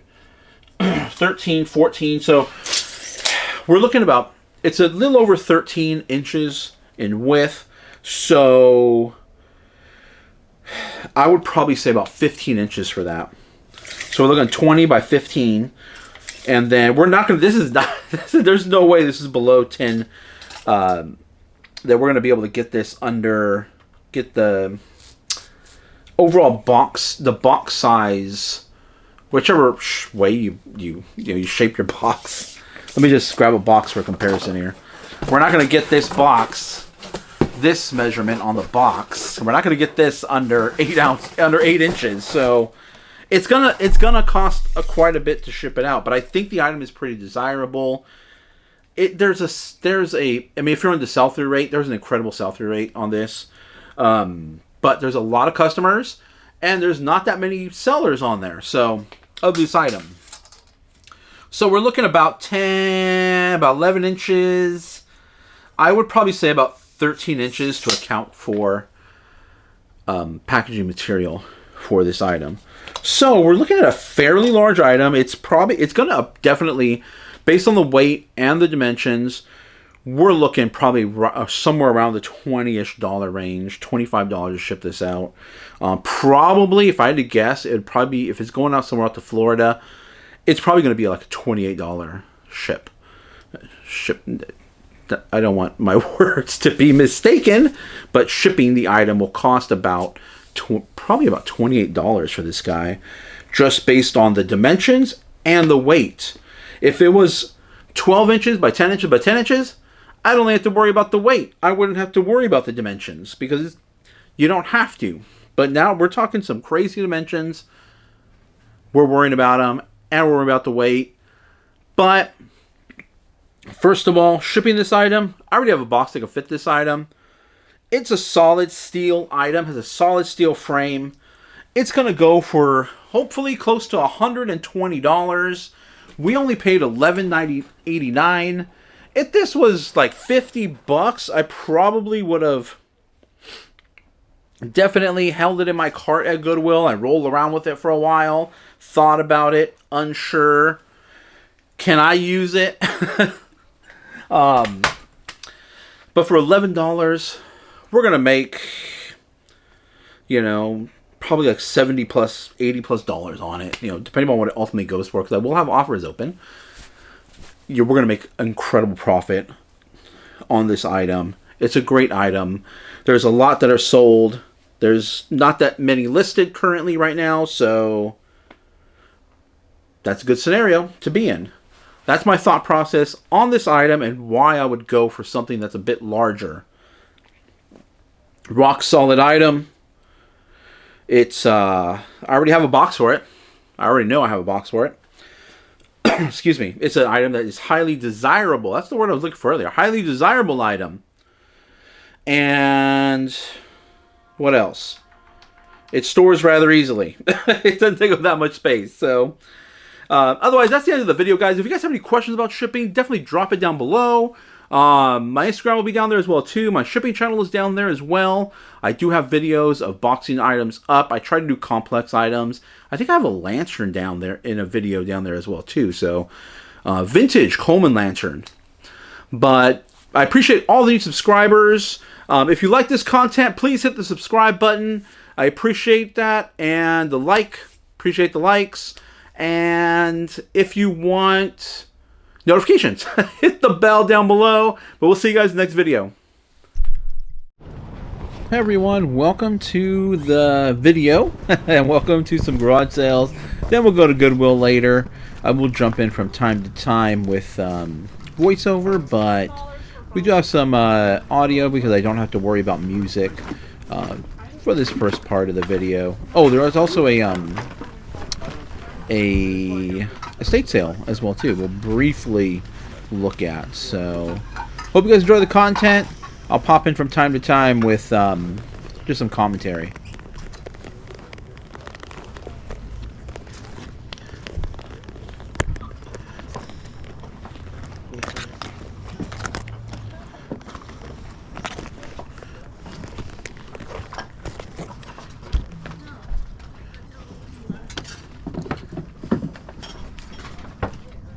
I also wanted to mention that there will not be a recap at the end of the video. Again, there's still some content that where I picked up items and I already had to list them when I was, don't want to repeat everything all the time, but I was sick and holidays, vacation, so there will not be a recap, but we'll touch on some talking points at the end.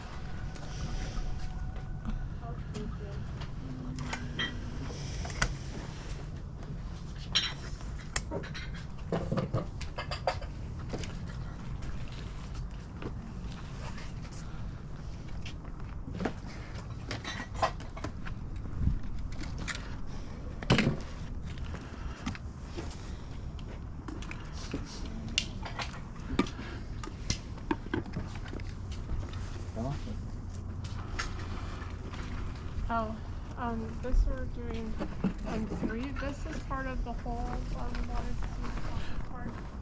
That'll be small. Okay. Those were my dad's and he left away, but I'd say like 8 for all of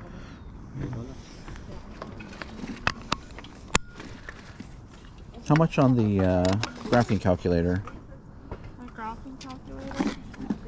Yeah. Oh, they were listening. Oh, man. Yeah, the batteries are a little blown up in there. Yeah, that was $2 for Okay. that. I think it should still work if I clean it up. Yeah, clean it up. Some sparkling water will get rid of corrosion. Cool. I'll get it on my car battery.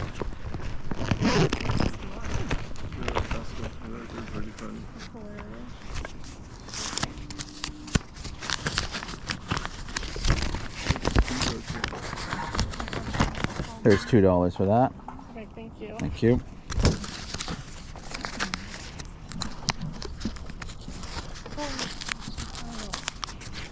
Make it a little less.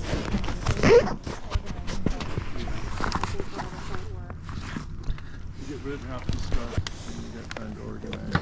We'll be ready for tomorrow.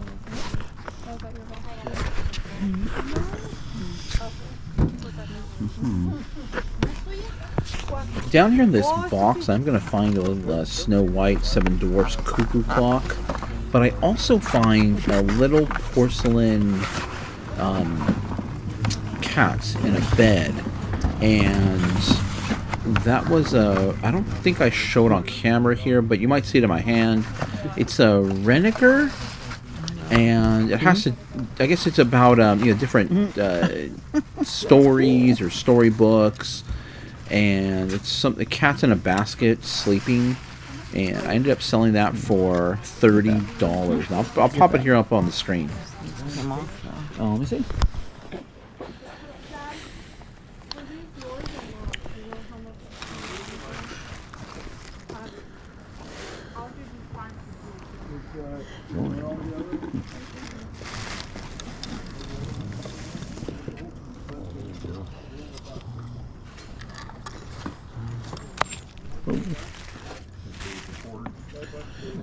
Is there any more of those little ones? Oh. Huh? Is there any more of those little things? No. Little weights?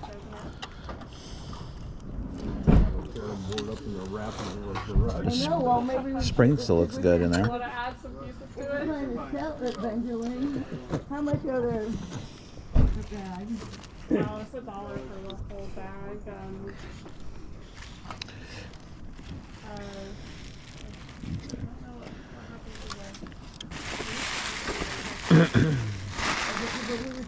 If you have 50 cents on it, I'll take 50 cents. I just don't have any change.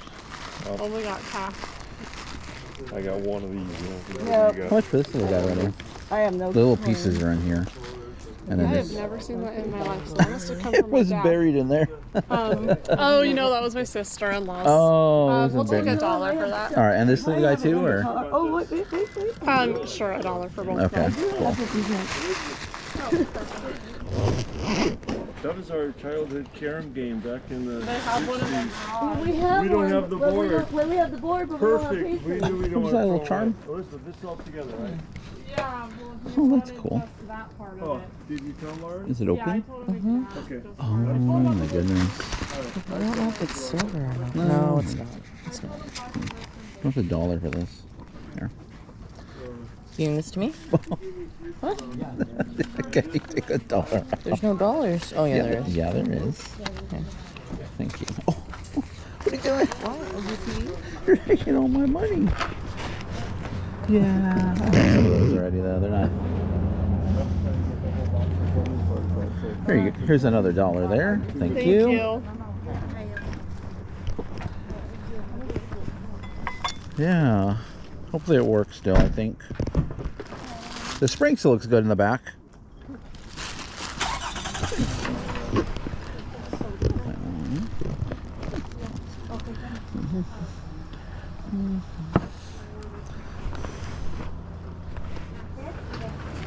Oh. Oh, I used to love this one. Cute.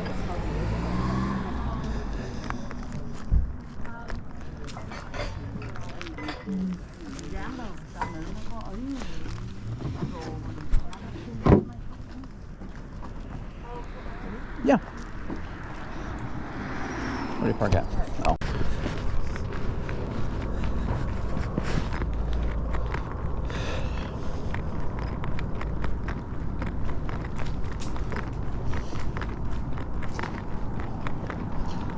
Here I actually spotted some boots at this garage sale. We were just there and we picked up some IKEA lights, and I looked at some boots there, and I looked them up as we were walking back, and I decided to turn back around and pick them up. JB Dillon. How much are they? They are brand new with tags. This is $40. Okay. What size are they? 300. 300? Yeah. Okay. Costaron 300.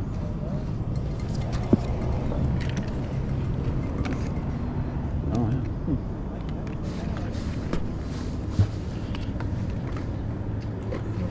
Very new. Yeah.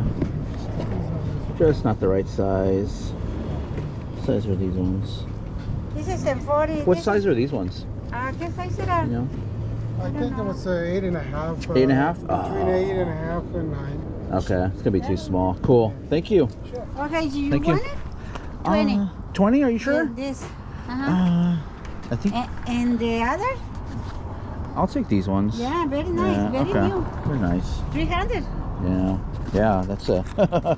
Okay, I'll do 20 on that. It's fine. Let me Yes. see. I think my wife gave me 20. Very nice. There's 20. And you wanted this? $5. $5 for those? Yeah, ese está muy caro. I'll pass on those because I don't know the size. I mean, I can't really Okay, tell. okay. Doesn't say what, but these ones say the size and everything. Yes. So, all right, cool. Okay. Thank you. Yeah. Thank you.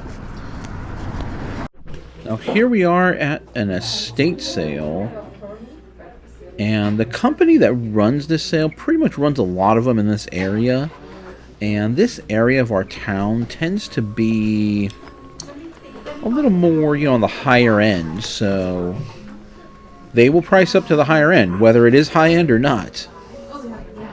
And the reason why I dropped this in here, because it is the short little snippet video, but I wanted to show you guys the dollhouse, and we didn't end up picking anything up there, but dollhouse miniatures do incredibly well. So if you can find them, grab them for a good price, that is, and you can sell them, and they usually sell pretty quickly. Okay, now we're at Goodwill. And as you can see, everybody's ready to pour in on this morning. There were a lot of people waiting for this day. I don't know why, but some days there's more people here than others. And as you can see, this is close to Christmas. That could also be why, people are probably in there looking for deals or gift ideas. And so here we go. We're coming on in. I'm going over. It's great when you have somebody with you, a partner, your wife, whoever, your spouses. It's great to have someone come along with you because it kind of frees me up to come over here to the glass area, which are typically the higher end items. They're a little bit more pricier, but sometimes you have to pay more to make more. And she could go over and go start checking out the hard goods sections, which is where we attack first. Because usually they'll have some bins laying out there, or they might have some tables. Sometimes they'll set up tables, and then they'll have, if they get like a load of Target stuff in, brand new Target stuff, they'll have it all laid out here. on tables on display, as opposed to being in the shelves, because the shelves are packed here all the time. I know I've been showing this Goodwill a lot as of late, and one of the main reasons behind it is that the other Goodwills in our area just really haven't been that great. They're packed full of stuff. They still have a lot of stuff in the other Goodwills. It's just that this Goodwill, they price the best. They just seem to get the best stuff. As you can tell, look at this. Everything's crazy. Let me tell you what, one of the most popular things here when they do bring out, you know, some of this Target stuff is toilet paper. Someone always grabs the toilet paper first. You know, it's like, get the toilet paper! Exactly. Every time every time there's a blue black back, anytime there's like something, my camera focuses on something blue, it starts to turn yellow there. So you see a lot of the same people here. You know, we all kind of frequent this place quite often. So these lights were not really worth it. I thought they were what's that brand called? There's a brand of lights that are similar to that. They're usually little triangles, and they're RGB, and those do really well. It was an off-brand, and it didn't do well at all. I'm looking it up right now to see. What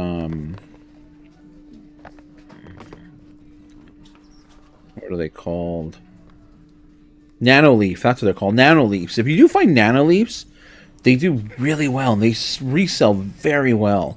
You just have to get them for a good price. That's the only thing. Because I have found them before. It's just they were priced up.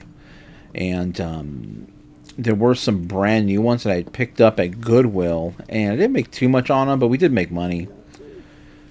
That's a NECA character that I just put in my cart of Willie Nelson. I was like, what, Willie Nelson? I ended up selling that for, I think that was $40. Oh, that was so cool. That was, you know, I thought about keeping it, but I was like, man, I don't really.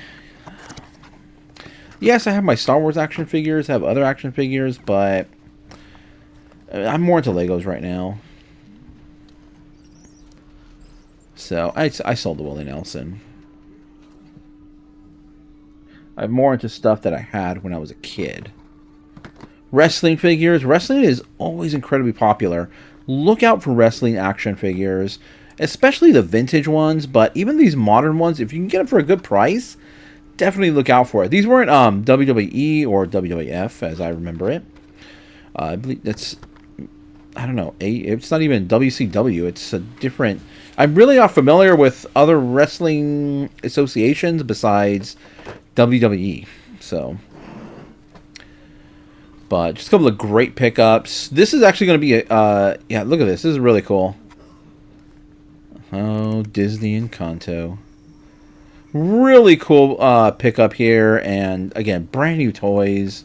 If they're priced right, you can't go wrong. Easy to list. I mean, they're not necessarily might be easy to store. The action figures, yes. Once you get bigger items, they kind of take up space because of the box and everything they're in. But I have a specific storage for brand new items, so keep your eye out for brand new items. This wasn't really worth it. Disney princesses.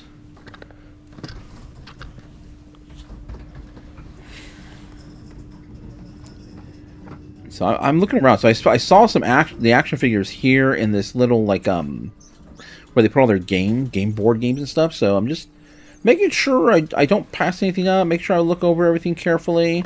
Make sure not everything falls, because everything is packed in here. As you can see, everything's packed in here, and they really don't have space for a lot of, you know, newer stuff.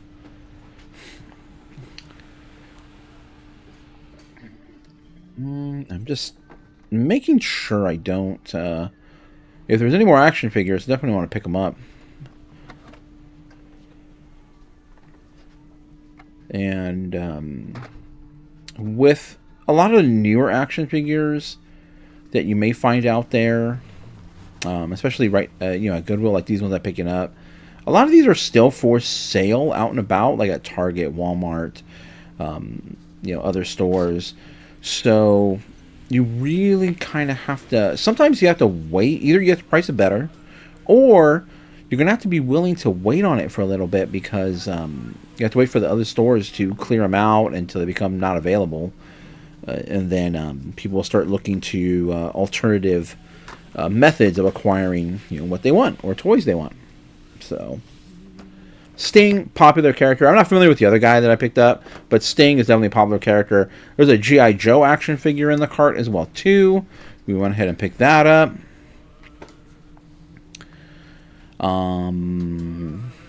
So that was okay. That was okay for that little, just finding those little items there in the toy aisle. They're about, like I said, the Willie Nelson sold for, I think it was $40, and then the other ones are around $30 each. So, and they were priced fairly well. They were priced at $6.99 if I remember correctly.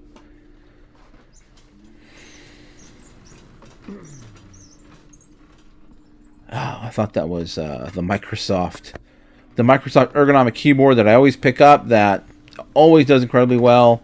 There's somebody out there in Las Vegas that always buys. Next time I come across it, I'll definitely make sure to highlight it here. But there's a Microsoft ergonomic keyboard that someone in Las Vegas buys them all the time. The moment I list them, they're sold.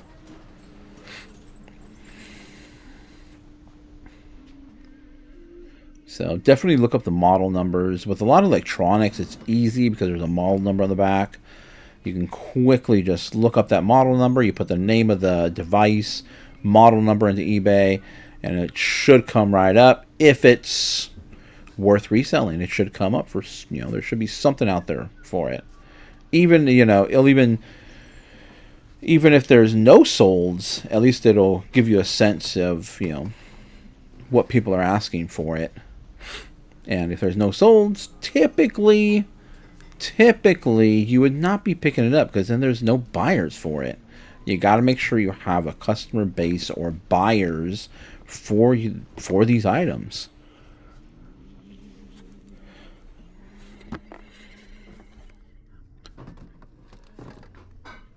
Check boxes. Always check the boxes.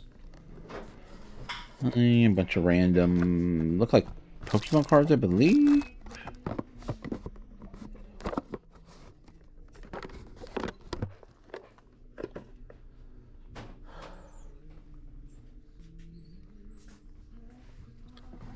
What else? What else?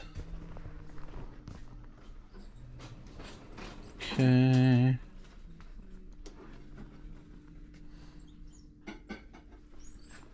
Appliances. I don't really do too much with appliances.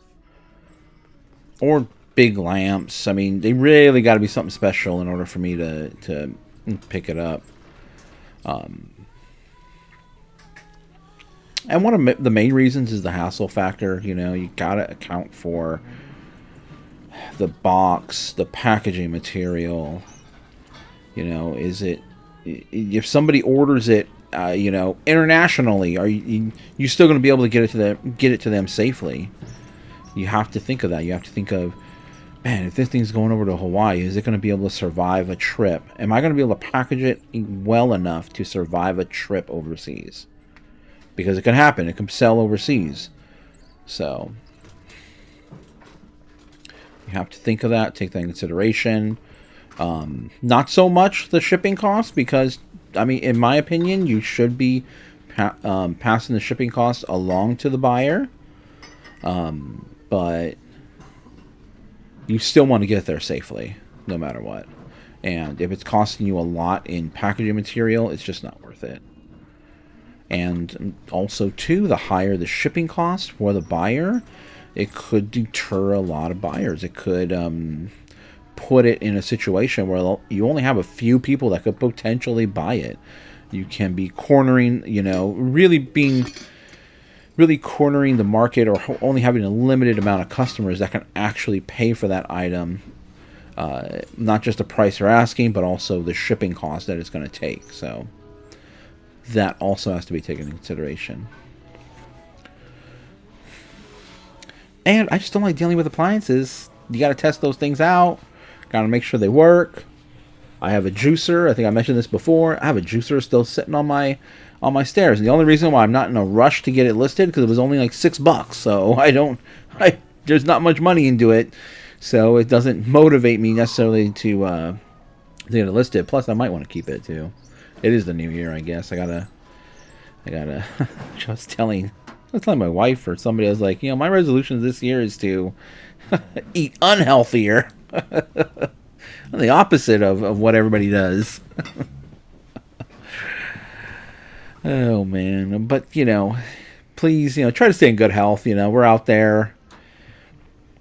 I got to get out. I'm out there, out and about all day. Almost every day I'm out and about. I'm either, taking packages. I'm at the flea market.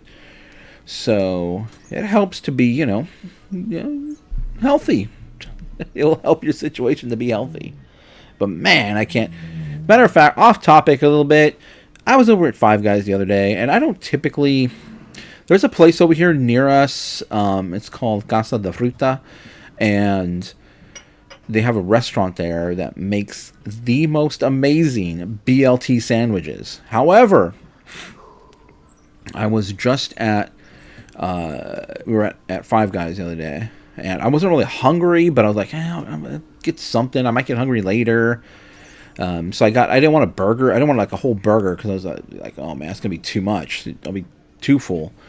So I just, we got a grilled cheese and a BLT. So I ended up having the BLT later, and the BLT at Five Guys, amazing. That was so delicious. If you guys like bacon, they pack this thing full of bacon, and it's bacon bits, so you get bacon in every bite. If you like bacon, that Five Guys BLT was delicious. Okay, back to reselling content. Or back to my commentary on reselling, I should say. Let me know what you guys seen on the shelves. Let me know if there's anything that I'm missing. Is there anything that you would pick up that I'm not picking up? Are you yelling at your screen right now, telling me to pick something up? Let me know, because it still might be there on the shelves, and I can go back and get it.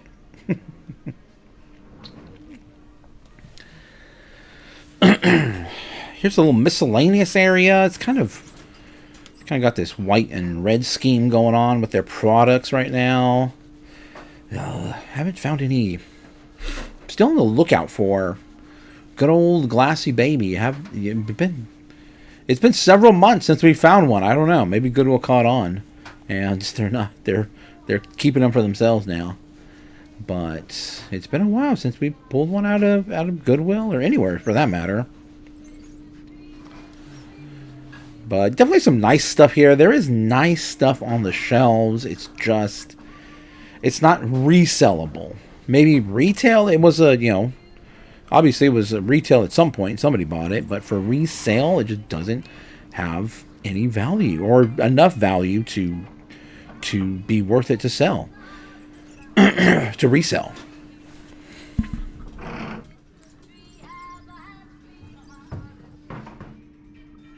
There's so many items out there where the retail price is really, really high.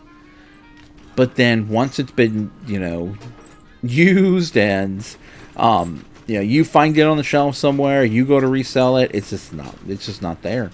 Even though the name is, carries a lot of weight or carries a hefty price tag at a retail store, it does not translate to resale value. So always remember that. Just because there's a very high-end name associated with something, it will not necessarily translate to a good resellable item.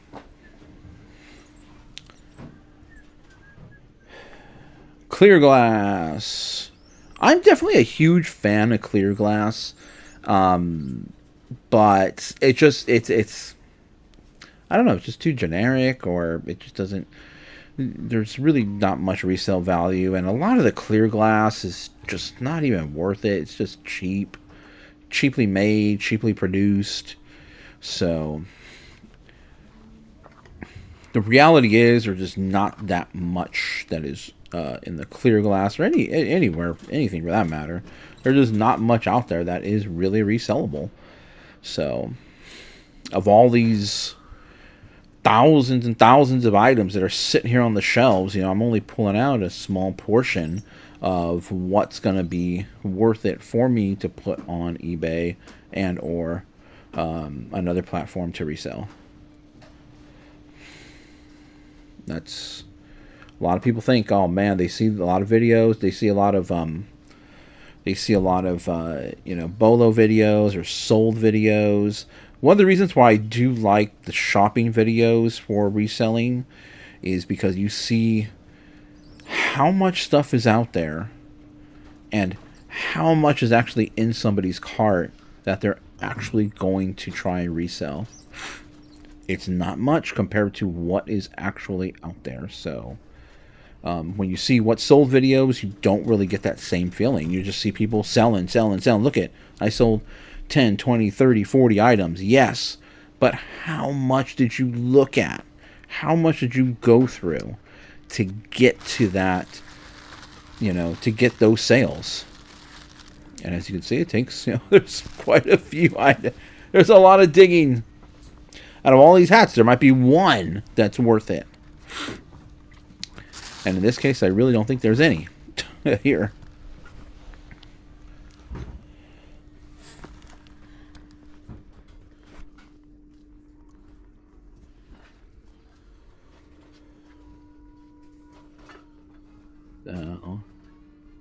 This is the just the miscellaneous and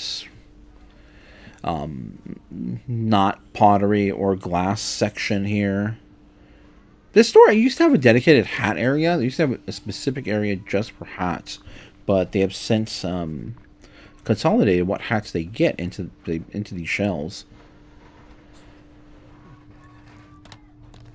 PS5 would it be worth it if it was not $17, $20 or so.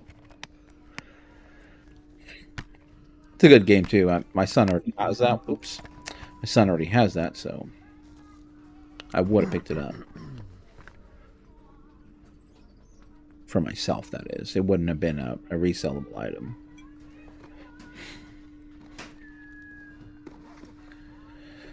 Lots and lots of cords. I would definitely not recommend, even if the price is right, you know, even if you get it for under $1, I definitely wouldn't recommend selling the chargers and stuff like that and cords. There's so many out there. It's a flood. The market's just so flooded, and Amazon really has the market when it comes to these types of products. So I wouldn't even touch it. Power adapters, power cords like this. But I do pick up older power adapters, like digital camera power adapters and stuff. But OEM ones, so original like manufacturer stuff. So the actual name brand product, not anything generic. Which is what you find a lot on Amazon. You'll find a lot of the like generic. 'Cause I do go on there occasionally to find older digital camera chargers. And I will have to buy just a generic, like, you know, off-brand to charge up an old camera. It's always nice to have the original one, but it's pretty rare to find. And on Amazon, typically they ask for quite a bit. So if you do find it out there, Goodwill, flea markets, wherever, some older chargers for digital cameras, I do sell quite a bit of them, so I will pick them up. But I won't pay more than $1 for them. It's got to be... Even then, it's got to be less than $1. And they will sell for around $10-ish. Any of these modern chargers, smartphone chargers, cases, whatever, I just leave them on the shelves. Or if you see me buy them, I'm buying them for myself. That's it.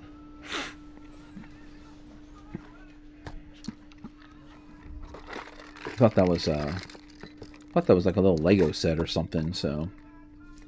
always on the lookout for Legos, and 2024 seems to be the year of Lego, because I have found so many Lego sets at the beginning of this year, so, and great ones too. Some of them I am adding to my collection. But I'll always let you know what the resale price is, though. That way, if you find it, you guys can resell it. Underwear. Yeah, I was actually looking for my... I was kind of shopping for myself there, seeing if they were my size, but no, a little bit too big.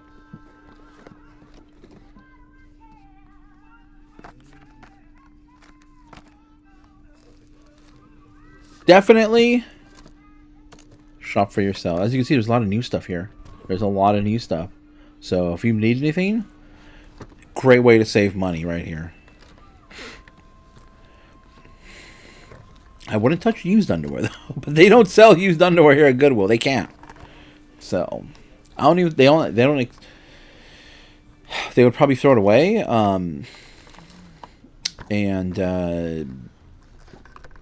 If I'm not mistaken, I don't think you can even donate socks. I don't think socks are donatable. If they do find them, I think they throw them away. And if you do see underwear hanging, that is clean underwear. They open up the packages and they put them out there individually, which I don't know why, but they do that sometimes.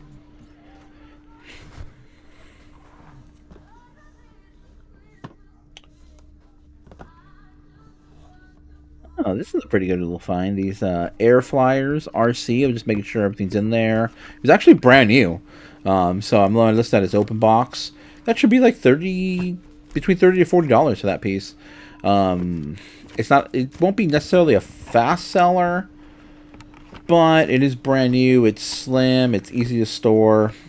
It's a quick lister, so I'm going to put it in the cart, and I think it was only $4 or $5 the most, I think, if I remember correctly. Otherwise, that's going to be the end of the video, and stay tuned. We'll touch on a few talking points here at the end.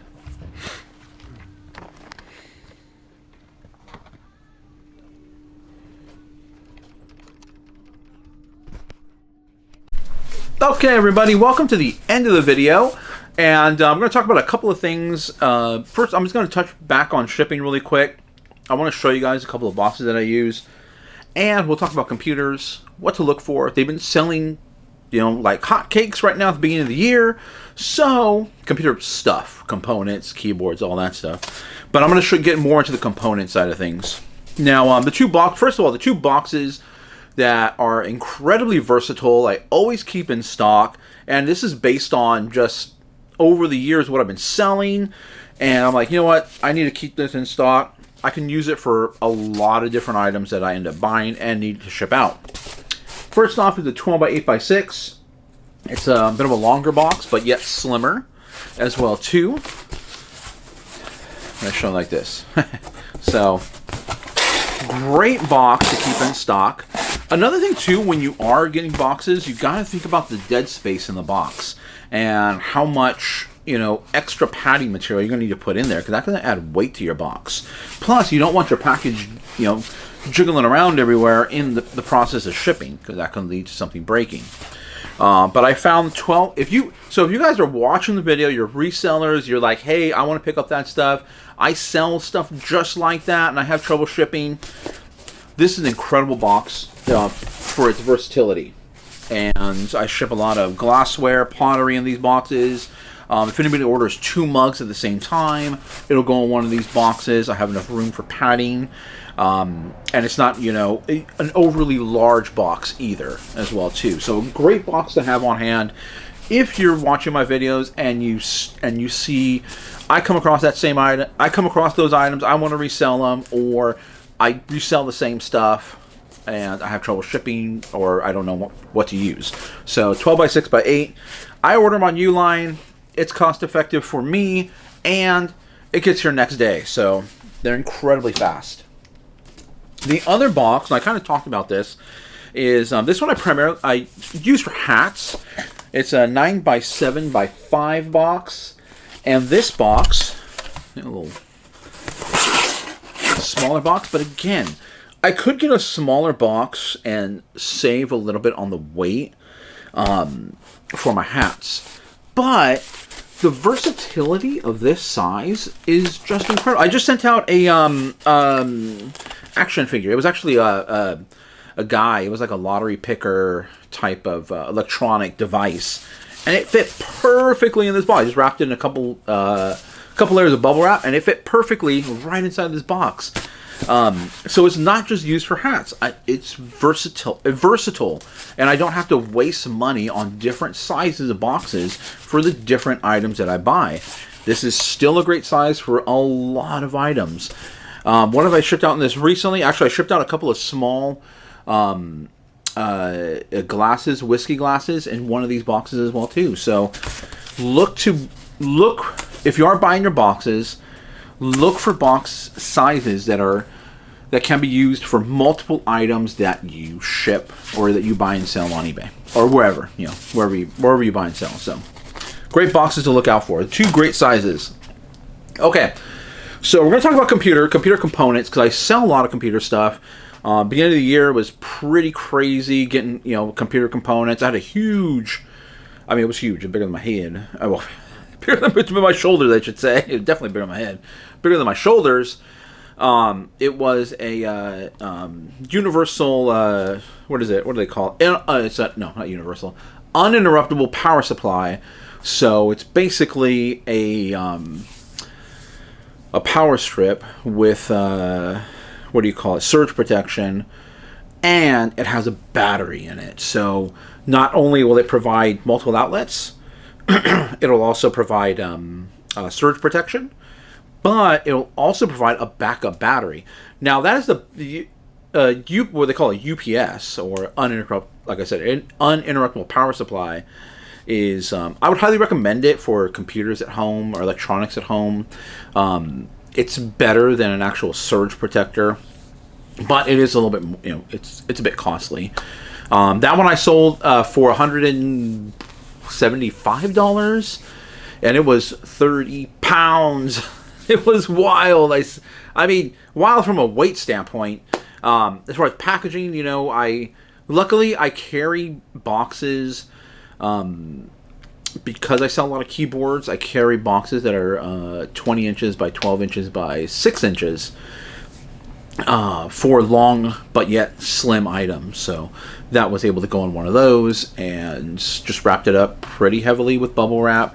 As a matter of fact, I have some extra packaging material, padding. It was like kind of like an insulation style of padding from something I got, and I just keep a lot of the padding stuff, and that worked incredibly well. So that's for a server. So that was for a server. So I was selling some server stuff, computer components. And of course, you guys know I sell keyboards. You guys see me pick up keyboards all the time. So great keyboard right here. Definitely something to look out for. This I picked up at Savers, and this is a wireless. It's not the full size, but just a wireless Apple.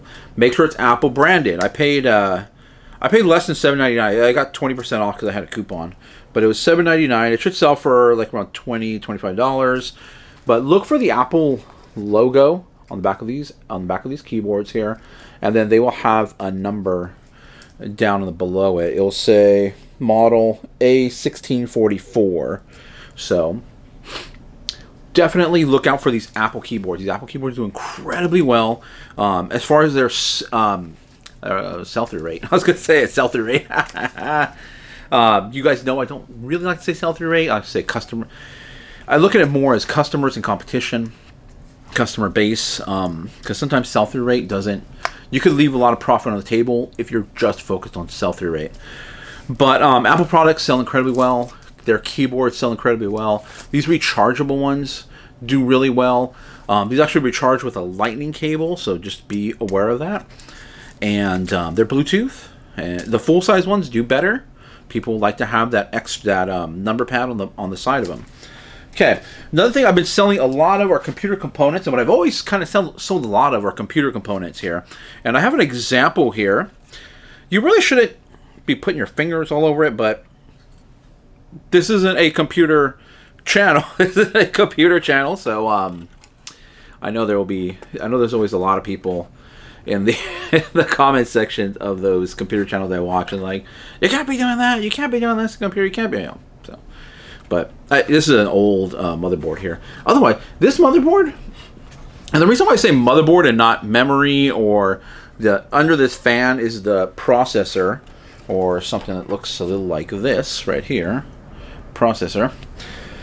The motherboard is the whole platform. So all the other components plug into the motherboard, which is why the motherboards tend to be a little bit more pricier. Now, graphics cards tend to be, the most costly, depending on, what, how high end you want to go. But these older systems, what I have found, and I don't think it's really common knowledge, because I get a lot of people like, I can't believe you're going to sell those old motherboards or whatever, but they do sell. And one of the reasons why they sell is because if something goes bad in their system, if something goes bad in somebody's system, or I should say, not something, if the motherboard goes bad, a lot of these components will only work with this generation of motherboard, especially the CPUs. The CPUs, these guys right here, there's the back of it right here. Some of them have just little gold pads on the back, and then the motherboard has actual pins that touch these. And then some of these actually have pins on the bottom, and then the contacts are on the motherboard. However, I think a lot of companies are moving towards this style, where the pads are on the bottom and the pins are actually on the motherboard. And I believe in a video just a couple of videos ago, I was examining some motherboards, and I kind of went over, the pins and make sure they're not bent and all that. But if somebody has an old system like this, let's say this is running inside a computer, and their motherboard goes bad, they determine the motherboard is bad, then maybe they're a business, okay? And they're like, we got to get back up and running. We don't really want to spend all this money changing over our systems. Just look for a motherboard that you can replace that motherboard with, that's compatible with all the components that are plugged in. So the processor, the memory, maybe they have some expansion cards that only work with that, with some older generation plugs. So this plugs, or these are PCI slots. These are PCI Express up here. They're better, faster, all that stuff. These are old style PCI. A lot of newer motherboards, you're not really going to see these PCI anymore. They pretty much all moved to PCI Express. This is just a smaller version of PCI Express up here. So these components, there's other motherboards from this era that these components will work with still. But as we move forward in time, a lot of these motherboards and everything will start, just getting trashed, and people just start throwing them away. So the motherboards become incredibly valuable, because if someone doesn't want to move to or upgrade to another platform, they want to keep all the same components, you're going to need to find a motherboard that those components will work with. This motherboard right here, this is a what brand is this? I think this is an MS. Oh, it's an ASRock Z77 Pro 3 motherboard. It's nothing really special. I've had it. I've used it to test components on. But this one here, this motherboard will resell for about $75. And then the processors don't tend to be worth too much. The motherboards tend to be worth the most. And the memory are worth something, but it's not, it's not crazy valuable. These are DDR3, crucial DDR3. Pretty sure these are DDR3s. So and sometimes older memory can do okay. Like what's called DDR or DDR2. We're currently going into DDR5 right now, but if you find any motherboards, these ones are the ones where I make the most money on, are the motherboards. So number one thing is to check for corrosion. So you want to do just a good visual inspection, making sure there's no corrosion. What is corrosion? Well, you might see some green around some of the metal components. You might see white, like a white powder, or white, just a white around the components there. And that could be they're exposed to moisture and there's corrosion that occurs. Now, you can get electronics wet. I've cleaned electronics with water before. You just have to make sure they're completely dry before you run power through them. So typically, you would use alcohol to clean a lot of this stuff. And I use, if it's really, bad, I will use water, but I tend to use alcohol mostly. Because I don't pick up stuff that's really that bad. If it's that bad, if I'm visually inspecting this item and there are corrosion spots in all kinds of different areas, spots on the back, anywhere, then I'm leaving it behind. It's not worth me gambling on it. Unless I'm getting it for free, even then, just to go through the process of testing it, might not even be worth it for me. So I'd really have to look it up and see what it's going for. And if it's worth it, then I would. So you definitely want to visually inspect your boards, your components. This goes for all electronics, especially if you can't test them. You want to do a quick visual inspection. I've talked about this. You only want to pay what you think it or what it will go for broken. Then if it's good, then you make a little bit more. So that's what I do when I'm looking at these things. I'm looking at the make sure there's a lot of pins on here. So I'm making sure the pins aren't bent and everything. If it comes with a processor, that'd be even great. Like I said in the previous video, under the processor there is a, where the processor plugs into on a lot of these motherboards now, there are pins there. So you want to check that out, make sure those pins aren't bent. If it's covered, even great. If it has a processor in it, even better, because that's a bonus.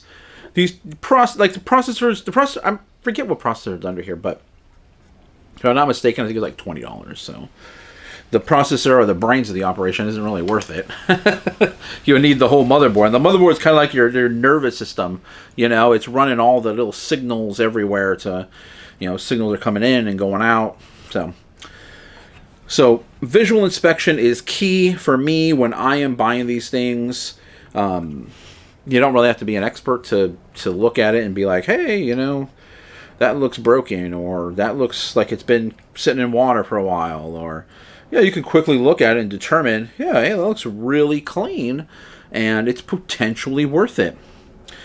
And obviously testing it might be a little bit more challenging, and there's plenty of channels out here with computer builders that show you how to test these things. But for a computer, for a motherboard, you need the processor. You gotta have the basics are a processor and potentially a video card. Some processors do have these things right here. Some of these processors will have the ability to output video, but not all of them. Not all of them do. So you might need some sort of graphics card. And a graphics card is I don't have any graphics cards around here. Graphics cards are GPUs, but if you look up graphics card or GPU, you'll see it right away on Google. But they'll plug in usually one of these top longer slots up here. And then you will need some memory. And then you will need a power supply, a computer power supply. And the power supply plugs in on 2 spots on this motherboard. You may need a plug for your video card, but just for, let's say you get a video card that doesn't require a power supply. Okay, you just plug it in and you go. Or let's just say that the processor has the video built into it. So there's a plug right here. You would get that plug into there. There will be a plug for this on a computer power supply. And then there will be a plug for this one up here on top. Right there. Then, after you have those components, pretty easy. All you got to do is plug in this motherboard. And this motherboard, actually, this processor does have a... this can output video. And this motherboard does provide a HDMI, and a lot of modern motherboards will have HDMI, the ability to plug in an HDMI cord, plug in an HDMI. Oh, turning it on is also an issue. I just realized that. Hold on. I know this is not a technical. This is not a technical channel. Computer channel, but this is a bit of an education on reselling. If you guys are interested in reselling computer components, definitely drop a comment down below. Let me know. My Instagram will be down below if you guys want more information. But turning it on is not really challenging, but it's a bit. You gotta make a connection here. So you gotta connect. So there's two little. Okay, I'm just gonna show you guys if you guys are interested or not. But see this little. There's a little thing right here. There's little pins right here. And on those little pins, it's usually marked. It'll say PLED. It'll say PWR-BTN, which stands for power button. PWR, power, BTN, button. And it's referencing two pins that are usually on top. You could just go with your, with a little screwdriver and just tap each two pins until it turns on. But basically, you just got to make a connection between two pins. That's all it is. And it's usually this one, and it's usually a setup looks like that, and usually it's right down here. So if you guys are interested in computers or anything like that, I hope this helped. I know this reselling computer parts is somewhat challenging because you have to know about computers and their components, and you got to be able to have you need certain things on hand in order to be able to test them. Graphics cards, you got to be able to have a motherboard, a system that you can plug your graphics card into so you can test it. Memory, you got to make sure not all memory fits in every single motherboard, every single computer. This is an older generation. I can't plug these into my computer I use for video editing. It's not going to work. And same with the processor. I can't put this processor just in any old motherboard. So sometimes when I buy a motherboard, I'm hoping, my hope is that it comes with a processor, and I'm very fortunate as of late to have found motherboards that do have processors with them. Best case scenario is to find something brand new. Let me show you something brand new that I don't have to test, and you don't have to test if you find it either. Be right back. It's right here on the other side of the camera. I found these two at the flea market, and I got them for $5 each, and they should resell for quite a bit. So what we have here is these are old. These are early 2000. Pack date 8/15/05. This is a Intel processor, very old. Intel Pentium D. This is the 820. Is it 820? Where does it say that at? Intel. Oh wait, no, that's not it. Intel Pentium D. I thought this is 820. Yeah, it is 820. Intel Pentium D 820 processor in the box, completely sealed in the box, brand new. Best case scenario, no testing involved, and this should sell for right around $40-ish, $40 to $50. This old computer hardware stuff will sell. It might take a little bit of time to sell, but it will sell. So you got to get it cheap. And a lot of people don't think it'll sell, or a lot of people that are selling it to you, they'll be like, it's old. I'll just, take it, or give me a few bucks for it. It's worth it to buy it and resell it.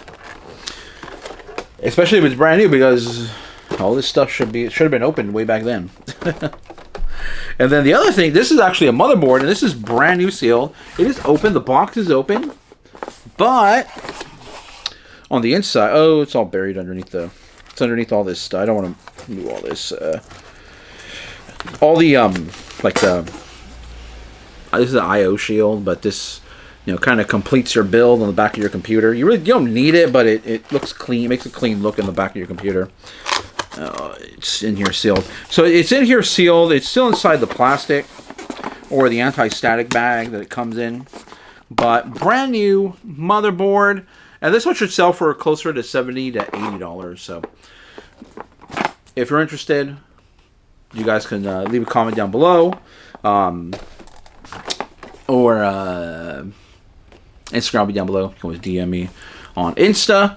Otherwise, that's all I have for the video, guys. I hope you guys appreciate the going to the estate sale. And also going to a garage sale. Actually, was that 2 garage sales? 2. Did I go to 2? I think I went to 2 garage sales. Or so. But garage sale, a little bit different. Outside of Goodwill and the flea market.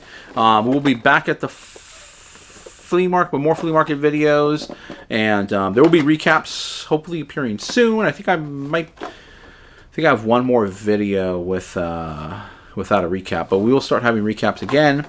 Otherwise, I appreciate all these subscribers. I'm now, monetized, like fully monetized. So more than just, I had like membership access, but I didn't really implement that. I just did that recently. So you will see the membership button appear, and that's $5 a month if you guys want to support me. And I'm trying to think of what ways to make that. I just don't want people to pay for something and just to pay for it. I would like to offer some sort of incentive, and I'm thinking the incentive would be maybe a live show, a members only live show once a week, once every other week, because that takes time for me. I know I've said before I'm gonna try to do a live show. I've only done one, but I'm always go. There's always something going on, so I would really have to set aside time for a live show. And if I have if I do it for members only, it's just something that I would, I would feel that would be a little more beneficial because, to members, because I'm actually like cutting out time, or carving out time from my day, which I'm always on the go. So it would be a little bit of, hopefully add value to the membership. But let me know down below. Let me know what you guys think in the comments. You will start to see commercials on the video. So I did implement that, so that way Google and the ads they show will pay me, for the content that I put out there. And what else? What else am I thinking of? So you got the ads, got the membership out there, and I think that's it. I think that's everything. So but this is all because of the people that have subscribed, the people that are watching the videos. This is, and if you guys want to get into, I mean, these videos aren't, the best. I don't think these are the best videos out there on YouTube, but, I'm just putting yourself out there into the social media world. Just another way, revenue stream, another way to generate, income, money, So just taking you guys along with me on where I go, and I definitely believe that everybody should be on social media. It's just the wave of the future. If you're comfortable with it, definitely do it.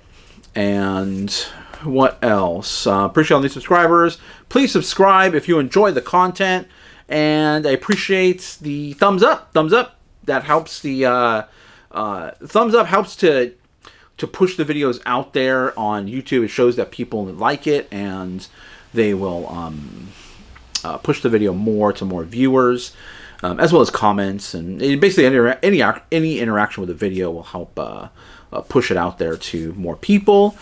And if you want to get notified of when I drop new content, which should be every Monday, Wednesday, and Friday, as well as my shorts, hit the bell notification, and we'll catch you guys in the next video.